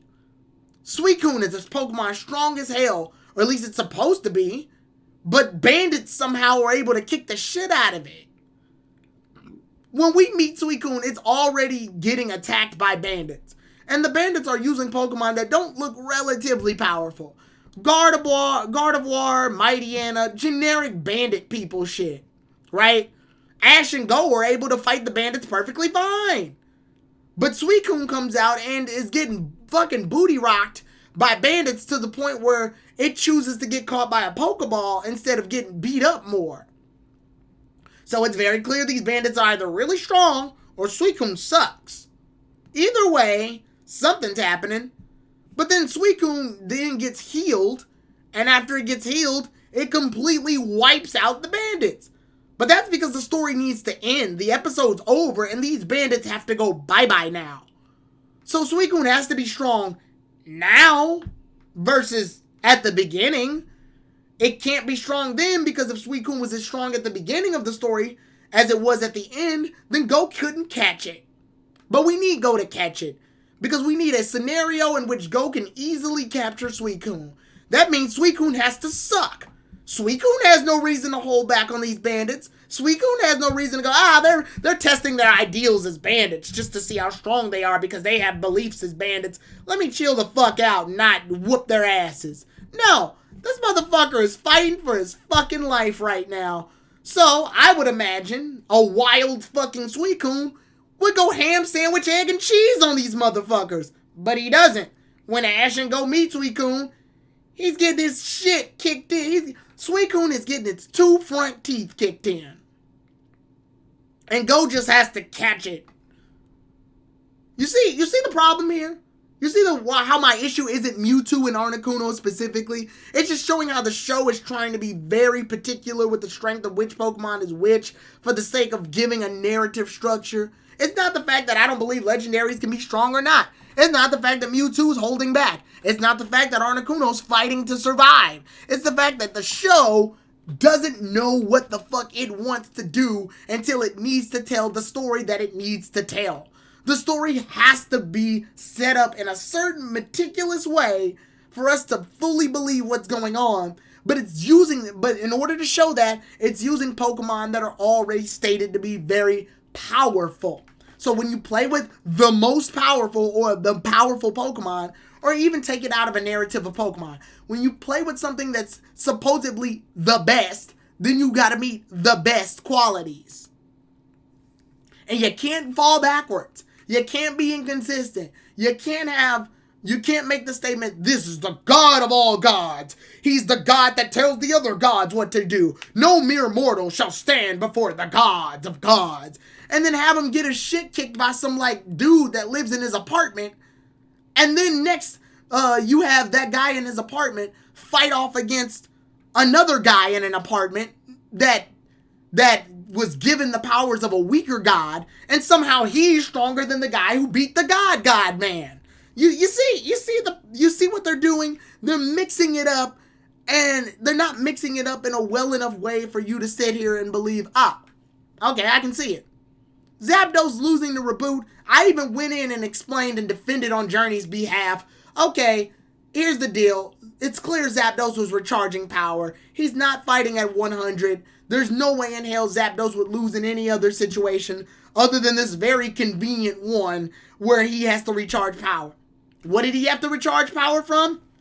I don't fucking know. The show starts off with Zapdos flying to the power plant in order to recharge power. But he needs to be this weak in order to show that Go is capable.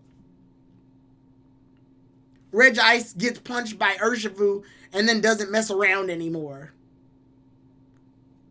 Like that's the issue. The issue is that you have this situation, and then it's much harder to digest that situation when you have an Articuno that is fighting for its life. Fine, whatever. Articuno's fighting. I can believe that it's strong. But then what have you done? You've had Go purposely hold back a legendary Pokemon he has, so the strength that we're getting from Go isn't even genuine. So is Articuno good or not? I don't know. The show's not even showing us the best the main characters can do. So how the fuck am I supposed to measure Articuno's strength?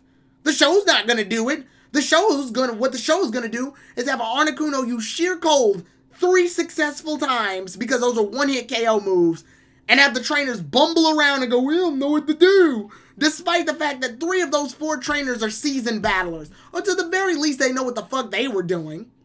Then you have Ash purposely not use Mega Lucario. Ash's Lucario couldn't even Mega Evolve in the Mewtwo fight, but I guarantee you, if he could, he would have stood a better chance against Mewtwo. He would have lost, but I would have argued that he would have stood a better chance. So at least he had, potential he didn't have potential to fight Mewtwo back then. on a better scale. Where here, it's very clear he could do either that or Pikachunium Z, which I want to remind you, he had Pikachunium Z the whole time during the Mewtwo fight, and he just chose not to use it. You can argue, yeah, he didn't go to Alola. But then you got to make the other argument that, okay, he didn't go to Alola, but it's very clear that he apparently has the ability to use it. There's so many factors that we have to take into account here. And when you make a Pokemon strong or stated as legendary, then you gotta look at it and hold it through legendary standards. But when you hold it to legendary standards, you can't nerf it for the sake of convenience and then go, yep, that's how the show works. Pikachunium Z would have probably destroyed Articuno. That's why they couldn't afford to keep it. Because the show has to have Go lose here to tell the story. The problem is Go's not even fighting at his best. He's not even using a Pokemon that's on par, or at least stated to be on par, with the Pokemon like that. I don't even believe Suicune would have won, personally. Like, if he had brought Suicune, I don't believe he would have won. I still think Articuno would have rocked his ass. But I would have at least accepted and digested it a lot better that the narrative was supposed to show that Articuno's strong and Go's bad at working as a team.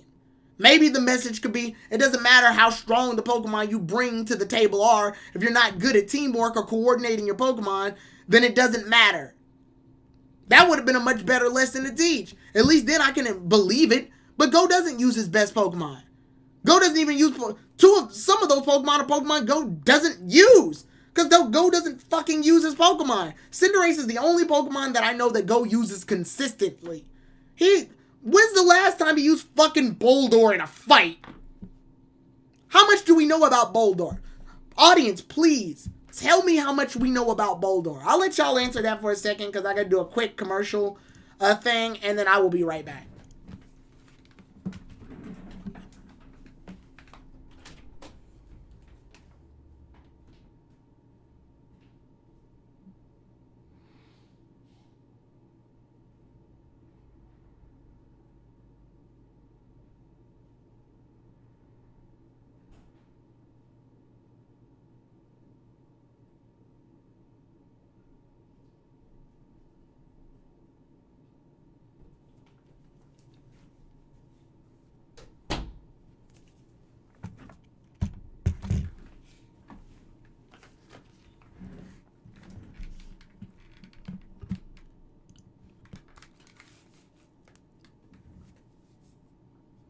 All right, I'm back.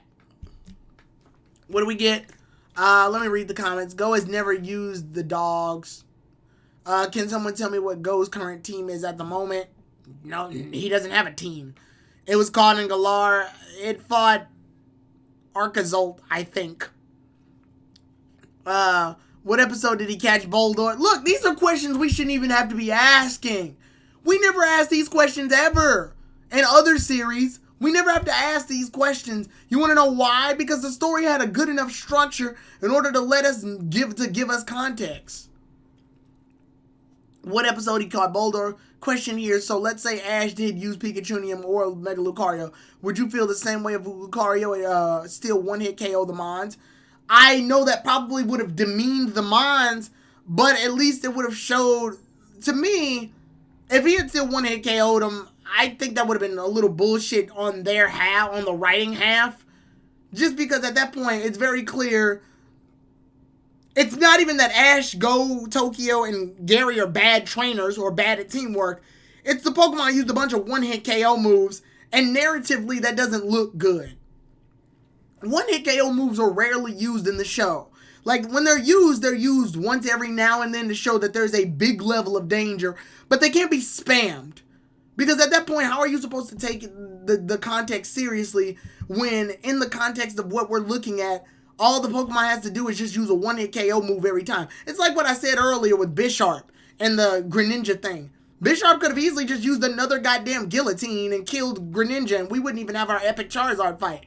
But he doesn't, because guillotine isn't a move that can just be used haphazardly like that. The whole point of a one-hit KO move is that it's supposed to be a gamble. The gamble is it may miss. But the upside is that if it does hit, you're guaranteed a win. But it's not something that's supposed to be just thrown out there And even if we take it out of its video game logic and put it into its narrative logic, fights would be fucking boring. Imagine if every fight, every Pokemon had a one-hit KO move and just did the fight like that. Imagine if every fight... Bro, what if Ash brought Tauros on his team, right? One of his very... No, fuck that. He has a bunch of Tauros. What if Ash had 6 Tauros and he only taught them all Fissure and won every fight? Would that be visually pleasing to anyone? Would you feel Ash earned his victory if he did that? Let's say they all just fucking knew Fissure. All of them. And let's say for the sake of it, the other move they know is Guillotine. I know Hotaros can't learn Guillotine, but for the sake of the flying type Pokemon, let's say some of them are flying type Pokemon and he use Guillotine. No, even scratch that. Let's say he has an ice type Pokemon like Glalie, and he has a whole team of Tauros and one Glalie, and he uses Sheer Cold on some of the Pokemon and uses Fissure on the other. Would that be a visually pleasing fight to look at? Would it?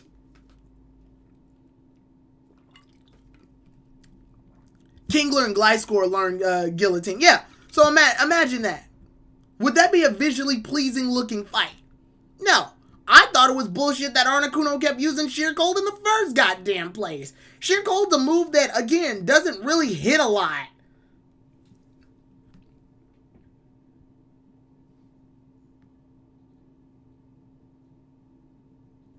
Yeah, Sheer Cold is a move that just doesn't hit a lot.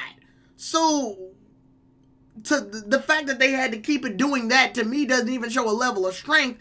It just shows a weird level of cheapness and jankiness that the other players have in fighting Articuno.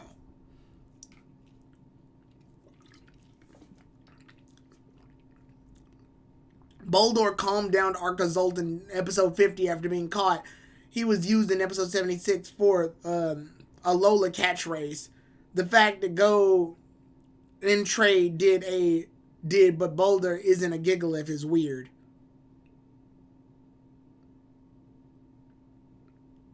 Wait, what? Wait, he traded that Boldor? Huh, weird. What's Go's current team? He doesn't have a team. He just sort of rotates certain Mons in and out. If they full power, Go switches Mons all the time for the plot and stuff. Does Grookey count? Let's see. Go has, as of now, 110 Pokemon captured in registered species since they were released and evolved. I hate to see Ash's Gen 9 team. Know what I think? It's anime logic BS power in anime. Ash released way too many good Pokemon. Kingler, yeah, okay. Again, but that's the problem. But no, we're pointing out the big problem. When people say, oh, it's anime bullshit, like, I'm going to tackle that. The fact that people say it's anime bullshit, usually that's a phrase that's used when no other explanations can be said for why something happens, except, oh, it's just bullshit. But with that, and that's a cute little funny joke or whatever, but unfortunately what it also does is that it deteriorates from the narrative story that you're trying to tell. This show's trying to tell a story, essentially. And when the show's trying to tell a story, it needs to use the resources given to it to tell an effective story. Journeys isn't telling a story that's completely devoid of all past narratives. In fact, Journeys is using past narratives in order to hold up its own plot. Journeys constantly does this. It constantly hammers on the idea, we're bringing it back. We're bringing it back. We're bringing old stuff back. Remember Gary? We're bringing them back. Remember this old character that nobody probably cared about? We're bringing them back. Remember Iris? We're bringing her back. Remember Dawn? We're bringing her back. Remember Clement and Bonnie? We're bringing them back. Okay, the show has harpened on this idea of bringing old stuff back that was used in their own narrative structures and they're following their own rules and following their own stuff, and they want to bring it back, but they don't even want to bring back the logic that they all followed under. You can't go into an old story, take it from its story, and change the rules for the sake of convenience or to tell your story.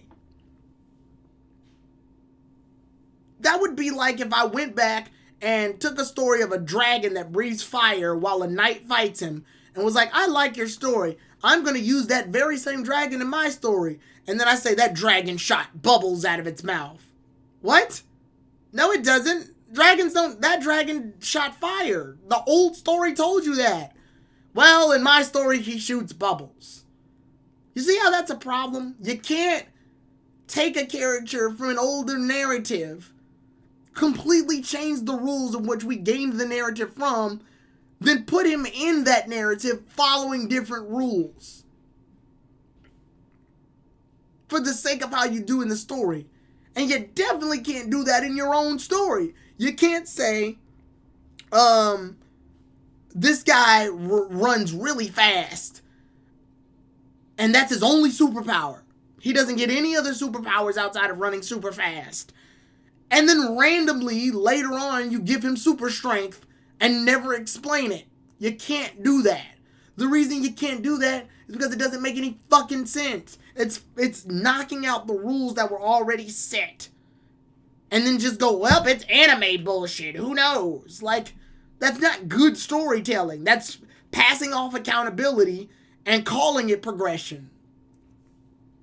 That's one of the reasons I have an issue with this particular situation. People are putting power scaling into this, but they're not even using the power scaling that's given to them in this series of itself. Ash should have mega evolved his Lucario. Go should have brought his Suicune to this fight. They don't do any of that. It actually would have been more impressive if Go had brought Suicune, right? Under the idea that, oh, this is a water Pokemon. And then the damn thing uses Dry Freeze. That would have been interesting.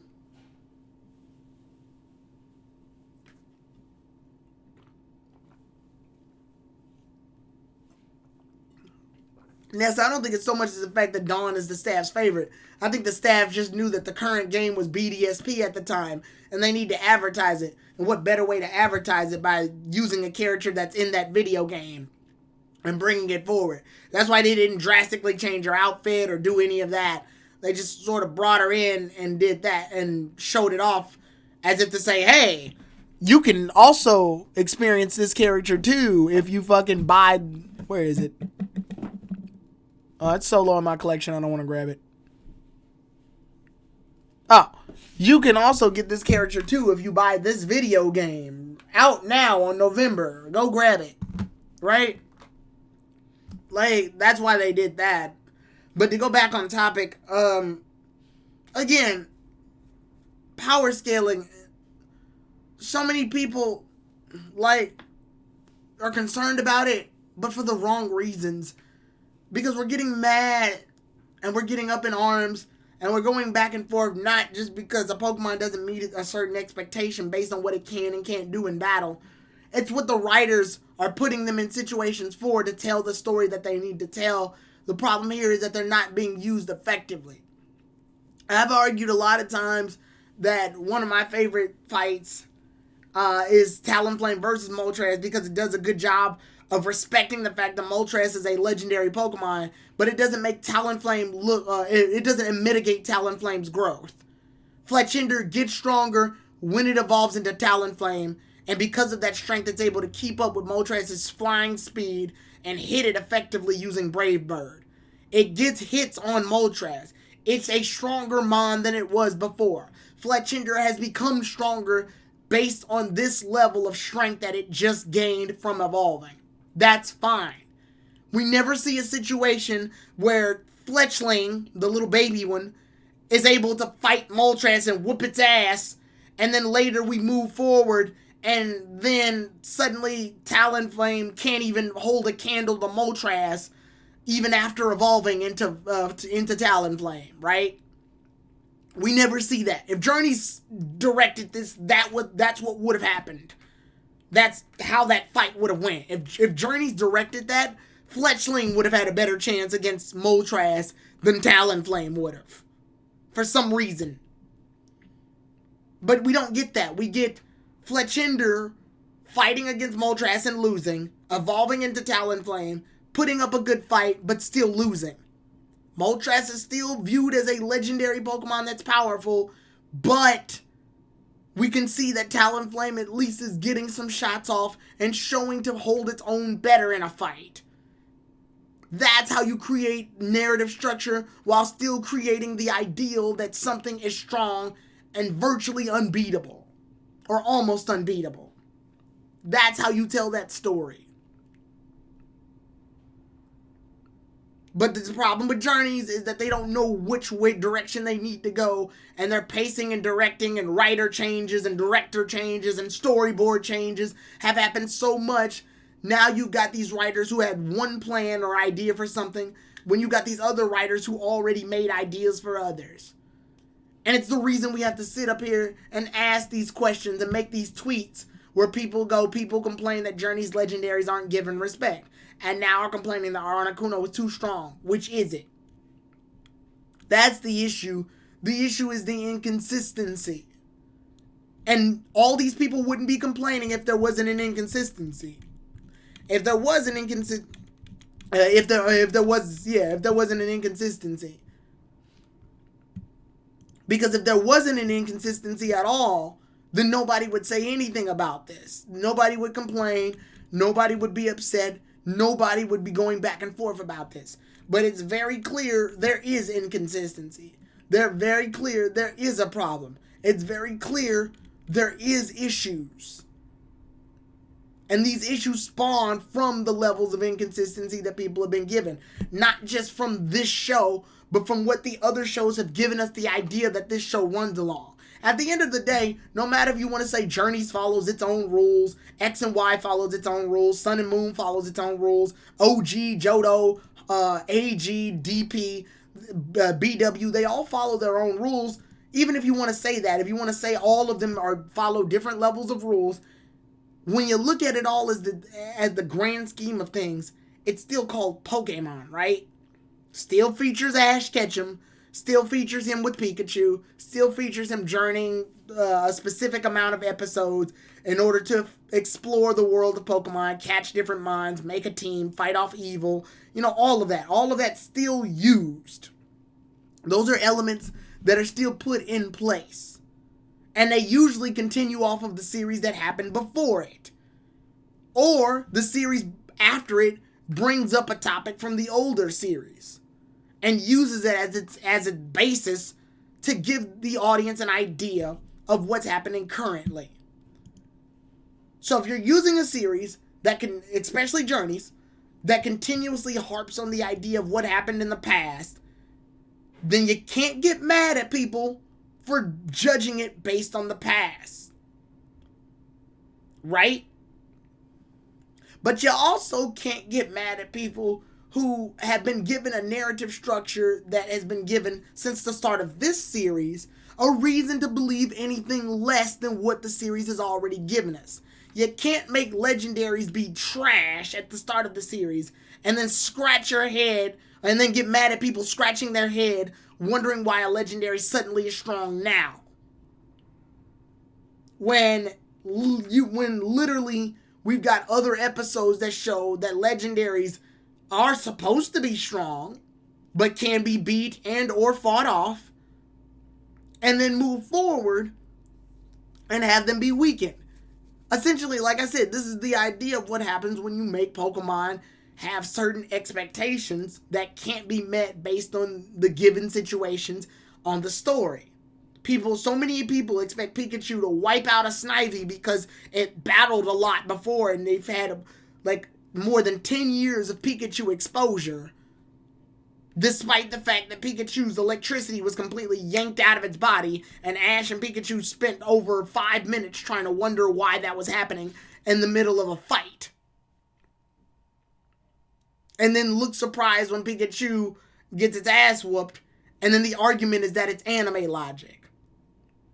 But then you can't turn around and have something in reverse happen where a character is following where a character is following anime logic and another character follows video game logic and someone makes the defense, well, in the video game this would have happened anyway.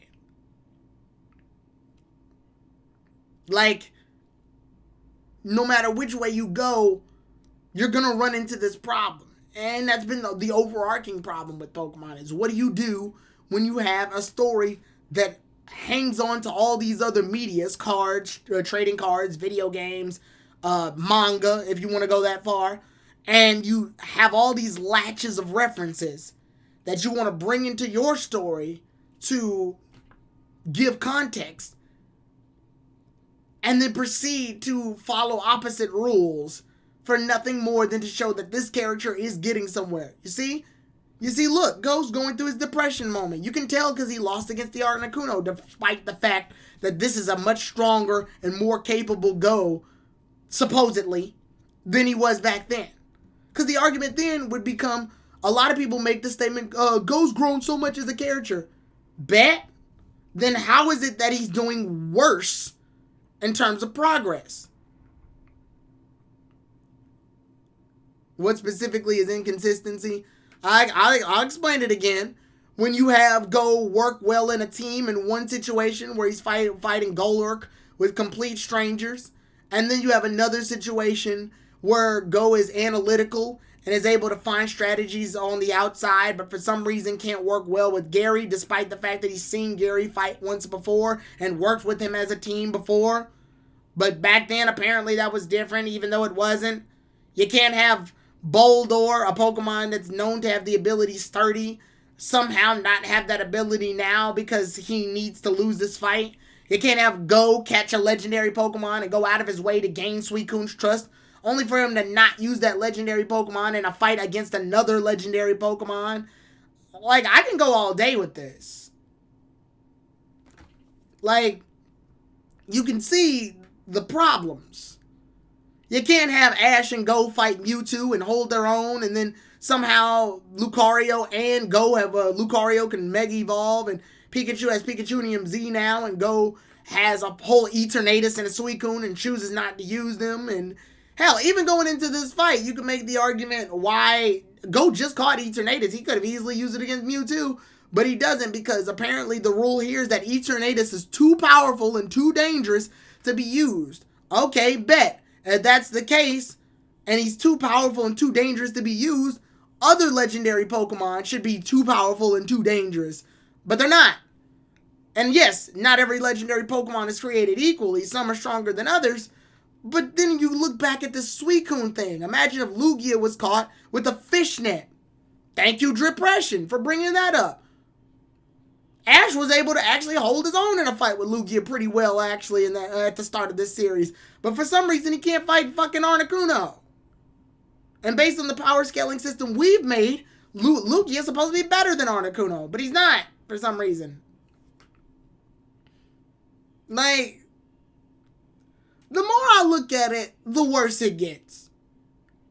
Because the problem is that if you stop to think about this for more than a second, the writers have put themselves in a big corner where they want to show these story narratives, but they're using legendaries to show them off. But the problem is that when you use legendaries, they carry the name legendary. I'm not kidding you. The goddamn name on these Pokemon are called legendaries. So they're always held under this expectation. So people are going to get upset when they're not treated like legendaries, and people are also going to get upset when the show is giving us this one portrayal of legendaries, but the rest of the show is giving us this other portrayal of legendaries, and then later on, the legendaries become way too fucking powerful. Like, oh, now a legendary wants to be a legendary. And again, like I said, not all legendaries are the same. I get it. But what you've done essentially is that you've taken essentially something that already had an expectation and weirdly skewered it to make it so that these characters have to acquiesce to what's going on. Darkrai and Cresselia suck in the series because the show needs them to so that they can be saved by other trainers. Mewtwo has to hold back in this fight to challenge their ideals. I see no reason why he can't fight full out. What's the risk? Like, even if you ask, no matter how many times you ask that question, why can't Mewtwo fight at its full power? What's the point? Is he getting support out of it? He doesn't give a shit. Ash and Go are the ones that are supposed to be testing themselves out. Mewtwo has no reason to weaken himself up. And that's a solution that we have created. Mewtwo doesn't openly state he's going to hold back. He just challenges their ideals. Hell, it's a stretch and beyond in order for us to say Zapdos held itself back, but that's only because the show openly states that he's going to recharge electricity. But by how much? We don't fucking know. Zapdos could have been at 95% and he was just charging up to 5. We don't know. The show doesn't tell us. If you're interested, would you be willing to have a live debate at some point going over the power scaling and inconsistencies you think exist? We can. What are we? We're at 2 hours. Anipoke scaling. We can do that right now. I can put you on right now if you want. Give me a second. Hold up. Cause do you have a Twitter? Because if you have a Twitter, I'll DM you my Discord and we can have that discussion right now. And then Strike Dragoon, I usually invite visitors later. But I know with Anipoke scaling, Professor, since he brought up the topic of it, I want to go ahead and talk to him about it. Just because it's very clear, for the most part, I want to give the floor to one person right now since we're 2 hours in.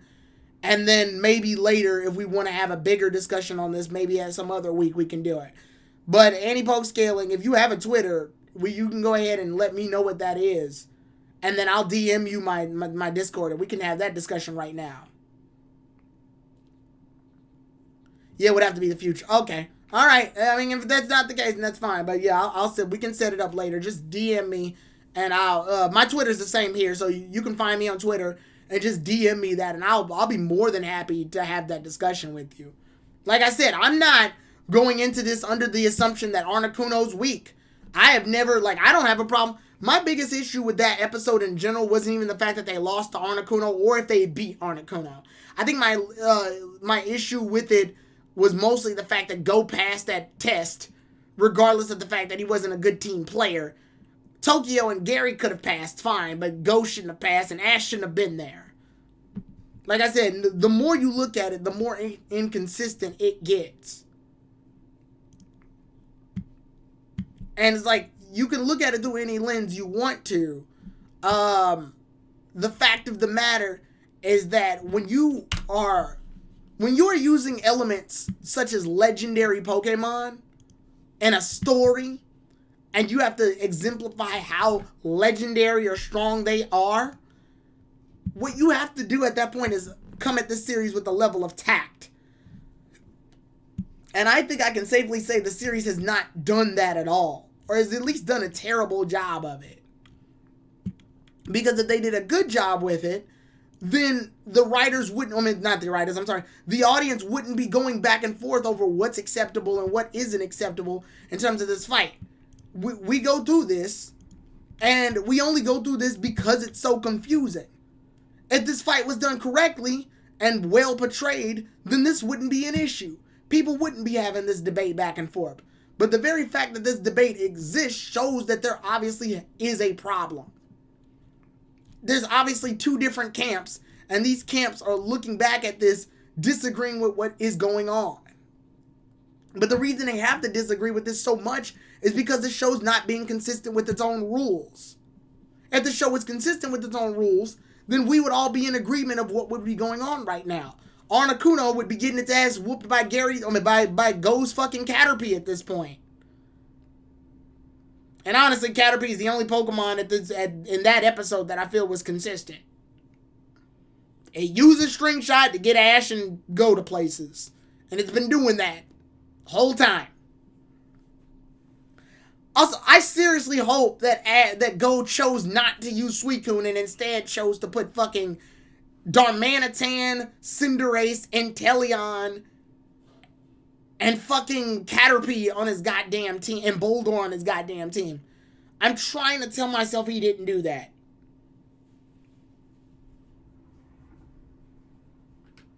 And Gary and Sashi given universe expositions of how they were acting the way they do. And they give you freebies to bitch out the future since Tsurugi was still, according to Asashi, still became a chaser somehow. This content and discussion is interesting because there are things I agree and disagree with as well. And you can do that. That's perfectly fine. What's up, 3 Legion? Go doesn't have a Suicune. He does have a Suicune. He caught that Suicune a while back. He caught it back in episode... Shit, what is it? When did he catch that damn thing?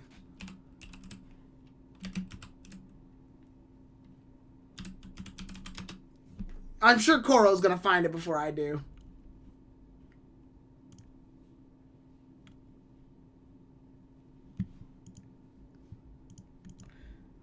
Wait. Yeah, I know, but it's roaming. I don't like that as an excuse either. I don't like the fact, but that's the problem though, is that you went through the trouble of having to go get along with this damn Pokemon, and now your excuse is that it's just roaming. You want to know why they did that? They did that so that they could like place him in a position where he can't afford to use his full power against something. So to me, that's always false progression. You wanted the benefits of him catching a legendary, but you don't want the ramifications of him owning one.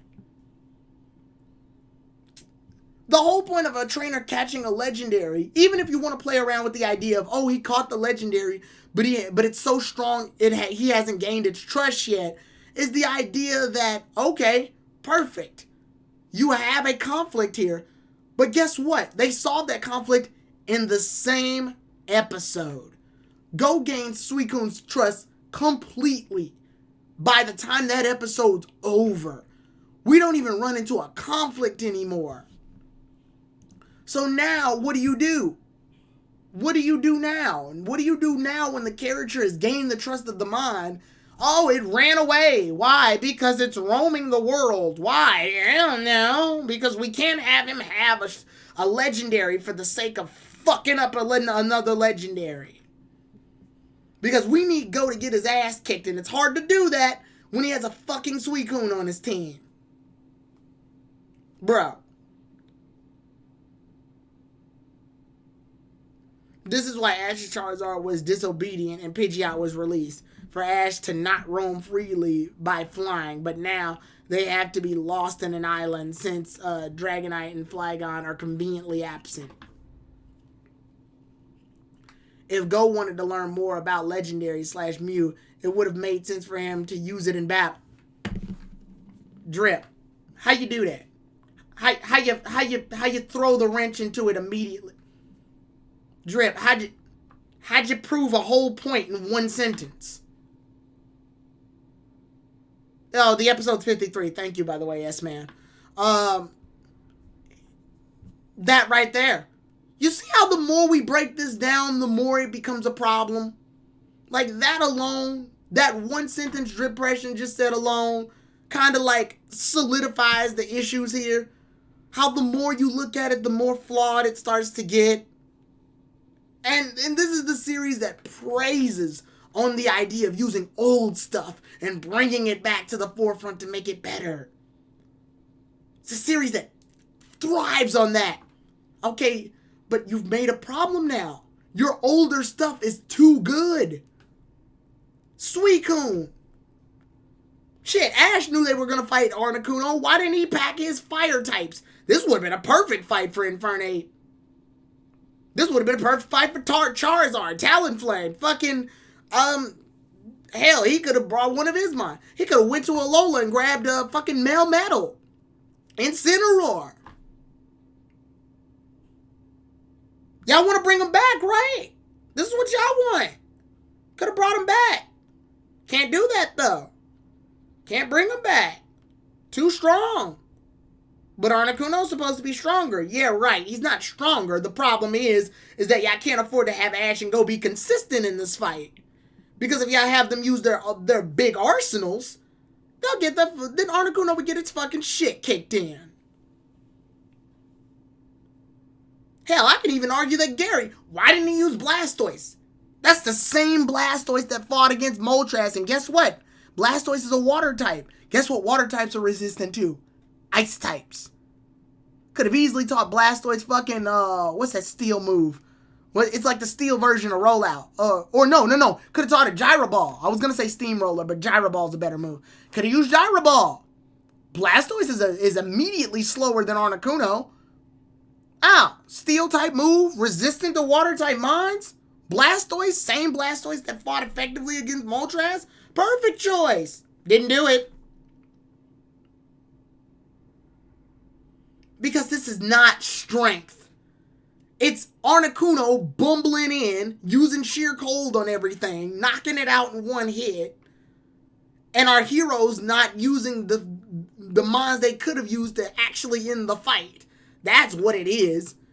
And then under all of that, it's supposed to be this cheap line of how to work together effectively as a team. Oh, but he still passes because, participation trophy. This is the issue. It's got nothing to do with power scaling. It's got nothing to do with strength. It's got everything to do with the fact that the writing has veered our expectations a certain way based on what we narratively see in the story and have a reason to accept, but the story veering away from it for nothing more than to teach a lesson. And that's not good because it conflicts with what we know. And this isn't to down power scalers. Anipoke scaling does a good job of this. A lot of people do a good job of this power scaling thing because power scaling, while it isn't supposed to hold down everything that we know about the show, it does give us a level of understanding. And the reason these power scalers have to do this is because it helps us understand what the fuck's going on. Because the show's not doing a good enough job of it. So we have to understand it. And now all these people, Anipoke scalers and Lumio Strainer Zack and Raph and all these Pokemon creators have to go in, break down the episode, tear through all of it, and get a level of understanding to give us an explanation as to what the fuck's going on, which is unfair to them. And if they're strong Pokemon lost, people would complain that they nerfed him. People even if just the Suicune Zapdos episodes never existed and Eternatus was the reason Go was in Project Mew instead, there'd be less discourse. At least Ash and Go had to be carried by the wolves against Eternatus. Yes. Yeah, see, and that's how you save that. Two legendaries helped you fight against one legendary. That's how they balance that out usually.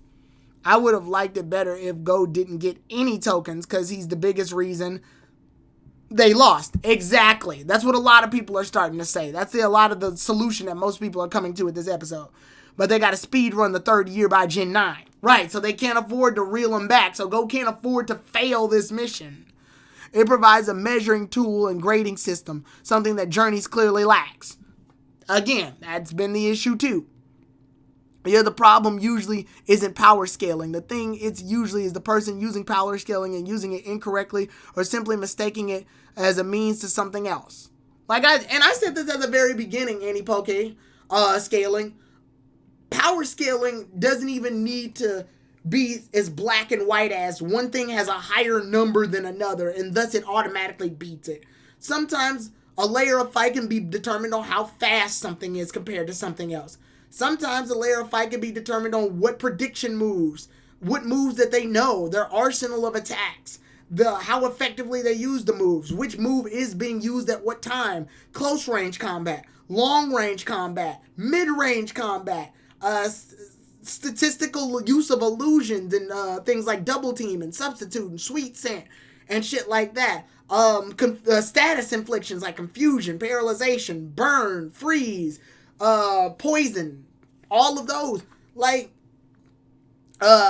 supporting moves, helping hand, coaching, all of these things take a huge factor, a tremendously large factor into how a battle can take place and to what could be happening and to what could be going on.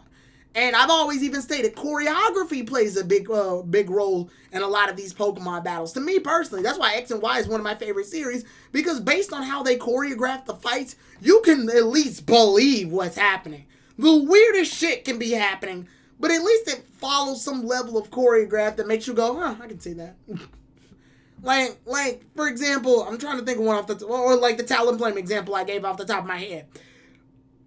Talonflame Talonflame loses the fight. Like, I want to clarify, Talonflame does not beat Moltres. But he does get some Brave Bird attacks off on Moltres. Talonflame gets a decent amount of hits off on that damn thing before it gets knocked out. What does that tell you? It tells you, A, Fletchinder got stronger when it evolved into Talonflame. B, Moltres is still a strong, legendary Pokemon that can hold its own in a fight. And 3, Talonflame ain't no bitch. It told you all 3 of those things in the course of 2 minutes. Why? Because the choreograph was set up in a way that allowed you to believe that. They could have easily had Talonflame evolve into, Fletchinder evolve into Talonflame, hit Moltres once, and Moltres fall down in the lava and die. They could have easily done that. It's easier to animate, too. They didn't. Why didn't they do that? They could have easily had Fletchinder evolve into Talonflame, and then Moltres hit it with Fire Blast the minute it evolved, and it gets knocked out, and Ash goes, damn, return. Oh, well, it evolved. Episode ends. But they didn't. Easier to draw, too. Easier to animate. But they didn't do that. Talonflame hits Moltres with Brave Bird 3 times. Successfully. Dodging moves and hitting it. Then loses to Fire Blast. Why is that? Why'd they animate that specifically? Why did the writers and storyboarders choose that order? Why'd they choose that order? Why didn't they just do the other 2 things I said? It would have been less. You would have had to draw less. You would have had to animate less. But they didn't do that. They chose openly to do more. Why? I have a thought. Maybe they wanted to actually tell a story. Maybe, just maybe, they wanted to show that there's some progression with Fletchinder's growth as a Talonflame, but they still wanted to let Ash and the others know that Moltres is a Pokemon not to be fucked with. So they had to creatively find a way to make Talonflame fight effectively and still lose to a legendary Mon. It's a thought. Is it consistent? Yes. Does it show progress? Yes. Was it a good battle? Yes. All those things. All those things happened. And I'm not asking Journeys to do anything that it couldn't. And I'm not sitting here going to compare Journeys to X and Y, different contexts. But I'm not even asking Journeys to do anything that X and Y did. I'm asking Journeys to do what Journeys did. And again, when we talk about, just to bring it back to power scaling, when we talk about power scaling, oftentimes I see these people get mad at the direct results and not the things that happen around it. And Pokemon's a very hard series to power scale. Like, it's not even like Dragon Ball Z where things are sort of like, I guess you can say upfront. Unfortunately, for as linear as Dragon Ball has unfortunately gotten nowadays. But yeah, Dragon Ball is more upfront than Pokemon on like what can do what. I mean, hell, the Super Saiyan transformations are numbered. Super Saiyan 1, 2, 3, 4, fucking 5 or whatever. Ultra Instinct, the Super Saiyan Blue, God Mode, all of that shit, you know. Yeah, you can clearly see Dragon Ball's way of power scaling was simple. Use different color hairs and fucking numbers in order to represent what's better than the last thing that happened. Pokemon follows a different set of rules because there's so many of them. And there's so many different moves, and there's so many different factors, and there's so many different strategies. And it's not just a Pokemon fighting against another Pokemon. It's the trainer controlling the Pokemon fighting against another Pokemon that may or may not have a trainer.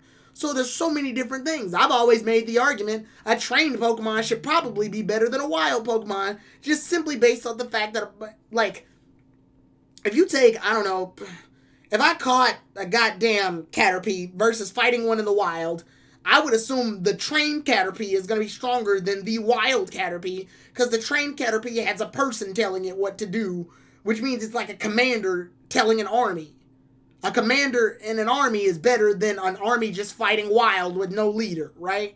They have a strategy going for them. And obviously, it's not going to always be the case. A less seasoned trainer with a weak Pokemon, won't stand as much of a chance against a wild Pokemon that's strong as fuck. Because a wild Pokemon strong as fuck is, wild and it's strong as fuck. You can't expect me and my Teddy Ursa at level fucking 3, or not even if we take out levels, me and my newly hatched Teddy Ursa to be fighting off against a goddamn Ursa Luna that came fresh from the wild, and I was a trainer like last week. Shit ain't gonna work. Not gonna work. Yeah, I'll be able to hold my own for like a second. Maybe not die as quickly. But in that same time, I would expect me and my 3-week trained Teddy Ursa to be able to beat this wild random Teddy Ursa that just hatched from its fucking egg because, 1, it just hatched, and 2, I have a strategy. I have a plan. So yeah. But the only reason we have to explain it like that and we have to give that much context is because the show doesn't really do a good job of doing it. So again, that's why these power scalers are like stressing, trying to figure out what does what can beat what is strong enough to beat what, because the feats that we see on the show are obviously being looked at and studied upon. Most people, unfortunately, put like Pokemon like Torkoal and Noivern and Torterra as weak Mons, and they have a reason to do so because they haven't performed well enough to justify that they're not. Despite the fact that I guess Ash isn't as good as training Pokemon when they're slower versus when they're faster. So I'm guessing Ash's battle style coincides more on faster Pokemon, except when he's using Snorlax, I guess. I don't fucking know. But then you have no reason to believe that like Lucario and Greninja and fucking Pikachu can't perform well because Pikachu, Lucario, and Greninja have been beating strong Mons. Legendaries have been beating Mons that are noticeably good. So, of course the audience is going to believe that they're strong. What the hell do you expect them to believe? Never mind the fact that there could be other variables in a fight. Never mind the fact that a Pokemon could literally just have a bad day. Yeah, like several different cases. There's moments that we as people will like be like, say you're running track and you're practicing and your time is like 32 seconds around the track. But one day your stomach hurts. So when you're running track that day, your stomach starts going, ow. And then like you slow down a little bit because your body needs to do something. So when you stop, your time is like 48 seconds. Way worse than 32. Well, your stomach just went, ow. So like, obviously, you're going to perform less. I mean, Pokemon's not that statistical when it comes to shit like that. But it's very obvious that a lot of different factors take place when it comes to what can and can't happen. And the source of a series that you have where consistently you have Pokemon fighting against other Pokemon. Obviously, you can't have a series where Ash stomps every fucking body every day, because that would be boring. And also, it wouldn't make much sense. But you also can't have a story where he loses all the goddamn time, because then people are going to lose interest in it. And then you also can't have a story with legendary Pokemon that are beating everybody instantly, because then you don't know how well these other trainers are getting when they fight against them. But at the same time, you can't have the legendary Pokemon be fucking bitches, because then once you're on the other side of the scale, then it undermines the legendary Pokemon and makes them seem like they're not that much different than the Pokemon that already exist. Why should trainers be going out of their way to search for the legendary Pokemon, Entei, Raikou, and Suicune, when Suicune can be beat the shit up by regular bandits? Why the fuck should people take Zapdos seriously when a little bunny that works with a trainer that's not even good at battling at this point can somehow kick the ever-living shit out of it? But then on the other hand, once you've given these reasons to believe that, oh, these Pokemon have justification for these things, and then pair it up with an Articuno that can suddenly fucking cockhold everybody else, then the questions start to raise. How is this Pokemon able to do this? Based on the show we're given and the rules that be, how is it suddenly now that Journeys has decided we're going to write these legendary Pokemon off as being very strong? These Pokemon should have been like this, but they haven't been. Why should Mewtwo hold back against Ash and Go? I hear people say this argument a lot, and my brain's going, why should he do this? What the fuck does he have to hold back for? Fuck them. He doesn't owe them anything. Mewtwo's ideal is that they shouldn't even fucking be here. They're intruding the fuck out of our house. Mewtwo has no reason to sit up there, but why the fuck does he need to respect them? What, because he knew Ash? Fuck him. He came up in here in pursuit in order to fight and catch me. There is no reason in hell I need to hold back. If this motherfucker wants to prove his ideas, then he needs to prove them to the T. And then only then, if I have to struggle, do you earn my respect. But it's clear here that Mewtwo doesn't need to hold back. I hate that excuse, because why the fuck does he? The fuck does he owe them? He doesn't even know who Go is. And he doesn't even get Go's logic. Go's logic is, yo, if I catch every Pokemon in the world, I'll be that much closer to getting a Mew. Okay, the fuck does that have to do with Mewtwo? If anything, that goes against Mewtwo's philosophy. If you all don't remember from the first movie, Mewtwo didn't like the fact that he was just a part of an experiment. So right now, Mewtwo feels like this motherfucker only wants to catch me so they can catch my fucking well, he can catch my fucking clonesy brother and get him. I'm only a stepping stones and an ends to a mean. Yeah, fuck him. Psychic type. Or psychic attack. We've comfortably set into our minds that Mew held himself back for the sake of Ash and Go's fight to prove their points. Again, he doesn't owe these fuckers anything. He doesn't respect them. And even if he did, like I said, Ash and Go were weaker in this fight, but for some reason, them stronger doesn't stand a chance against Articuno. But the reason that we have to put that power scaling into a position is because the show hasn't given us any reason not to. That's been the issue. This flimsy, inconsistent writing and these weird writing plans, somehow in my brain, and I wouldn't be surprised if we get this note later, like later on as like time passes. I would not be surprised if later on we get this like thing where people say, well, a lot of things happened during Journeys where we had this one writing story plot that we wrote down, but then all this shit changed and directors changed and writing changed and storylines were rewritten and then Diamond and Pearl came out, so we had to rewrite them again. And so I would not be surprised. I would not be surprised. You want to know why I wouldn't be? Because when you look at something, when you look at a story, you can kind of tell when someone or something has messed with the story. You can kind of you can look at a story and tell when something's wrong or when something doesn't feel right in the same flow. It's just like when you watch all these reboots or revival series of shows that existed a long time ago, and then they come back and you start noticing shit weird. Like the Proud Family, for example. When one of my friends pointed out that Penny Proud is not supposed to be 14 years old in this series. And I'm like, what the hell are you talking about? And then they said in the original Proud Family, it ended on the movie where she was turned 16. I'm like, wait a minute, she turned 16? Oh shit, then why the fuck is she 14 in this revival series? It's because the Proud Family existed back then. A decade's happened, or more than a decade's happened. Almost like 1 or 2 decades have passed. And now they want to write the Proud Family and make this show again. But the problem is they're disconnected with the writing from the last time. So you can feel the difference. You can feel something's wrong. And this is the worst series to try this shit in. This is the series that wants to piggyback off of the idea that, you remember all that old shit from OG and AG, from OG and Johto and AG and fucking Diamond and Pearl and Best Wishes and XY and Sun and Moon.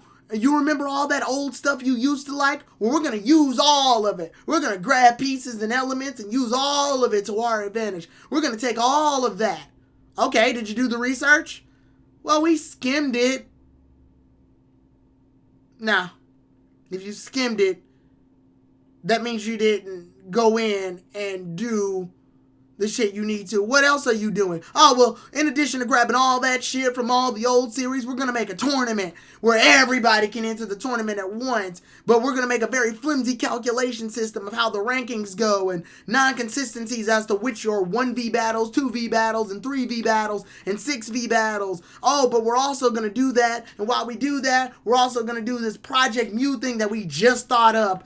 and we're gonna give everybody 1 token, and just assume that for some reason, even though this Project Mew thing has existed for a while now, Go is probably gonna be the only one that has enough tokens to be a chaser with like a couple of other people. So yeah, they're chasers now, despite the fact that everybody else probably has tons more experience than Go. But we need them to progress now towards finding Mew, so we need this right now. And in addition, we're gonna not have a drone record most of the missions. Well, not all of them, just this one, because we need this one to be recorded. But we're not really going to do it again.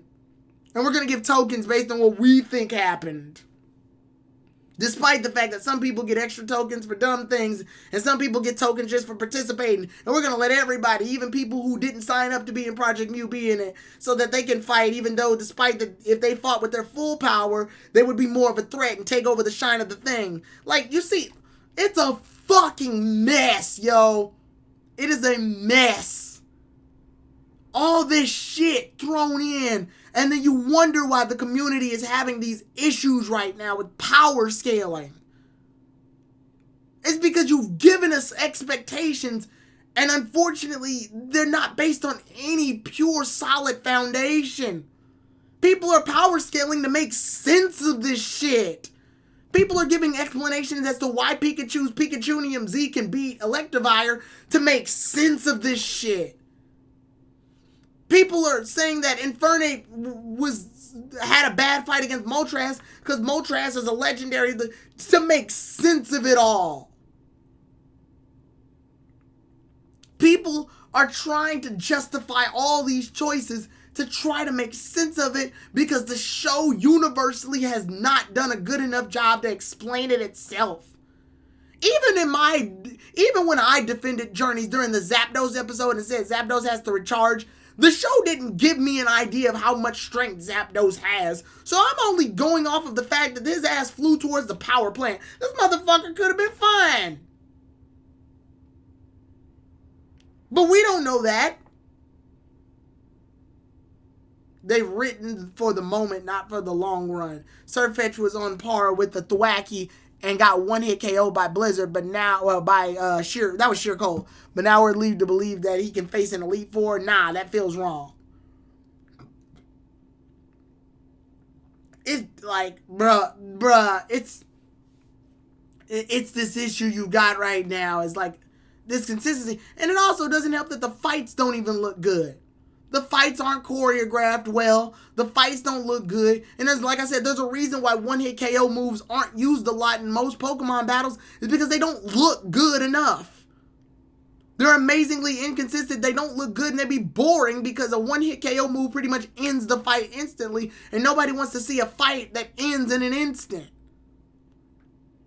Unless you want to make a gag out of it like One Punch Man does. One Punch Man does the joke that Saitama can wipe things out with one punch, but that's because it's in the title, it's making fun of other shonen series, it's a parody, and the joke there is that Saitama wants to find someone who's worthy of fighting somebody without hitting them with one punch. That's the joke.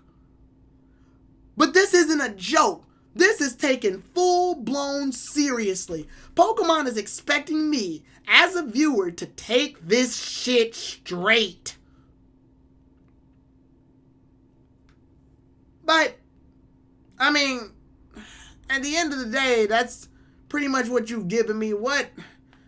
I dare to ask, what are your thoughts on this? I'll probably wind up uploading this one at some point on YouTube later. I've been making a couple of changes behind the scenes video-wise, so I am planning on working on my YouTube shit later. It's just, I've had to sort out a couple of things. And then I have to, study the YouTube rules and regulations and all that, because it's been a while since I've, just straight up uploaded shit.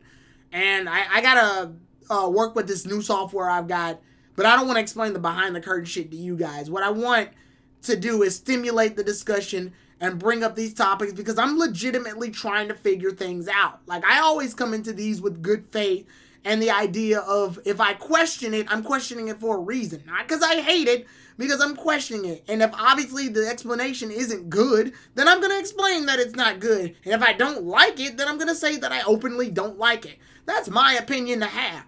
Based on what I've been given, that's my opinion I have, and I'm allowed to give it. At least I go through the effort to research these things, at least I go through the effort to analyze them, and at least I go through the effort to break them down and give things the benefit of the doubt. I've always approached everything that way in terms of how this anime has been treating things. So I never go into this just hating something just for the sake of hating. I've given it the benefit of the doubt and looked at all different possibilities as to what could and did happen. But I'm not looking at this series for what it could have been. I'm looking at it for what it is and what I'm looking at right now. And for what it's advertising, for what it's using as its crutch, which is the older series. So I'm going to judge it using the older series too. If this series wants to go as far as to bring back old stuff, then I'm going to use old critique. If this series was a series that led on its own without following the rules of the older shit, then I probably would look at it through a better lens. But I can't because this show is literally focused on using old stuff. And even in that episode I was talking about with Moltres, when Moltres knocks Team Rocket out, James even says the phrase, "That's a powerful fire attack. I wouldn't expect anything less from a legendary Pokemon." He straight up says that in the dialogue. So the series even recognizes that legendaries are supposed to be powerful. So when they're treated like badly, and then given the excuse not all legendaries are created equal, well then it begs the question, what legendaries are created to the certain standpoint that meets up with this very flimsy guideline? It feels like there always has to be an out for journeys. There has to be an explanation. There has to be an excuse. There always has to be some type of some type of thing that has to get it out of the trouble that other series would have gotten hit for with literally no defense. If this were any other series and it got hit with these levels of criticism, we would either A, take the criticism and roll with it, or B, try to break it down, review it, and see what the fuck exactly happened so that we can talk about it. But here, most things get waved off as like, oh, it's just journeys, or oh, that happened because of that, or oh, legendaries aren't consistent, or oh, they'll come back to it. Don't worry, it's something that they tackled and they'll come back to again. Hell, based on the Mewtwo fight we got, Ash and Ghost should be coming back to fight Mewtwo again. This shouldn't be the last time we see them. It feels like this Mewtwo thing was supposed to lead to them fighting Mewtwo again. Will they? Probably not. They haven't even gone back to the Zapdos thing. And that was episodes ago. And that Zapdos thing was supposed to imply that Go was going to get better and try to catch Zapdos again. The story even led up to that. But it's not doing it. And what about this Suicune thing? We're 100 episodes in and Suicune hasn't even made an appearance again yet. And if you write it off as, oh, he's just roaming, that's shitty. Then why the fuck catch it in the first place? To have it registered in your Pokedex? That's lame. I thought the chance was to get a better understanding of how Pokemon work. It's hard to get an understanding of how Suicune works if it's fucking running around. This is the problem with what happens when you take a trainer whose goal it is to catch all Pokemon, shove him in with another trainer who's trying to up into a rank system to meet in a tournament that involves every fucking body, in a setting that involves every fucking region, and then have random filler episodes that are supposed to relate, and then try to bring back as many old characters as possible, even if they had complete narratives, or bring them back and then ripping them out of context for no reason. This is what happens when you try to please everybody. And look what it's doing. Look at the results. Look at what we have received because of this. It's a hot mess. This feels like a horrible Frankenstein of a bunch of shit glued together for the sake of it'll be interesting. Yes, it is interesting. Is it effective? No. Am I invested? No. Did it do its job to tell a good story? No. It is interesting though. But I'm not here to say that, oh, it was interesting. Because that's a vague term. Shit, I can tell you right now that there's a guy on the street who's pouring fucking hot tea on his chest. That's interesting, as in I've never sat there and seen a guy lay on the street pouring hot tea on his chest. Does that mean it's good? No, it's just weird. It's interesting though. Interesting means you want to look at it. It's interesting. It's different. But is it effective? Now.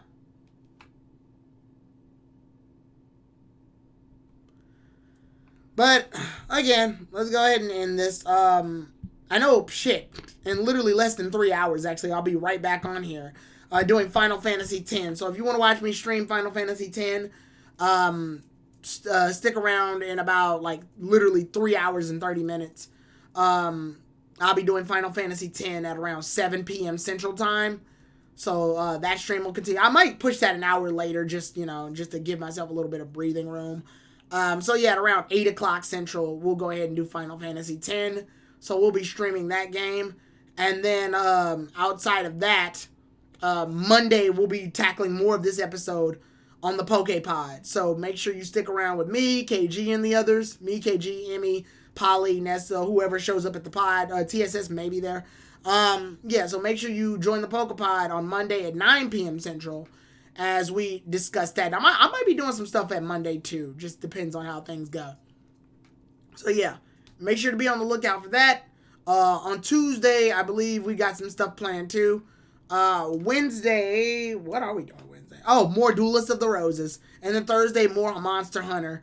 And then we'll be right back to our content here. So, with that being said, we're going to do a quick advertisement, do a raid, and then bounce out. And what are your thoughts, guys? Because, like I said, whether you like Journeys, whether you dislike Journeys, I welcome literally all audience members. I've never once said that you're wrong for liking this series. I will obviously, and again, I didn't want it to turn into a complete rant about Journeys, but obviously Journeys is what triggered the power scaling discussion. So I wanted to discuss it. I wanted to break it down and talk about it. And no matter what series you like, obviously, when you run into these things and you run into these issues, it's important to talk about them so that, one, your voice is heard, and two, you can at least figure out some context as to what's going on and how the community is coming at this. Because I don't even think this is a battle against the show itself. I think, unfortunately, this has become a battle against the writers and the community itself and this lack of communication and conjunction that's happened and understanding. And it's because, for the longest, I feel like the writers have been trying to implement what has been told to them into what they got. And they're trying to please people. And trying to please people is fine, but also trying to stick to what you have as a professional writer and using that to make a good story, to me, is more important. Because people will remember your ambitious levels of making a good story versus trying to remember your ability to please everyone and doing a half-assed job at it. That's my philosophy, at least.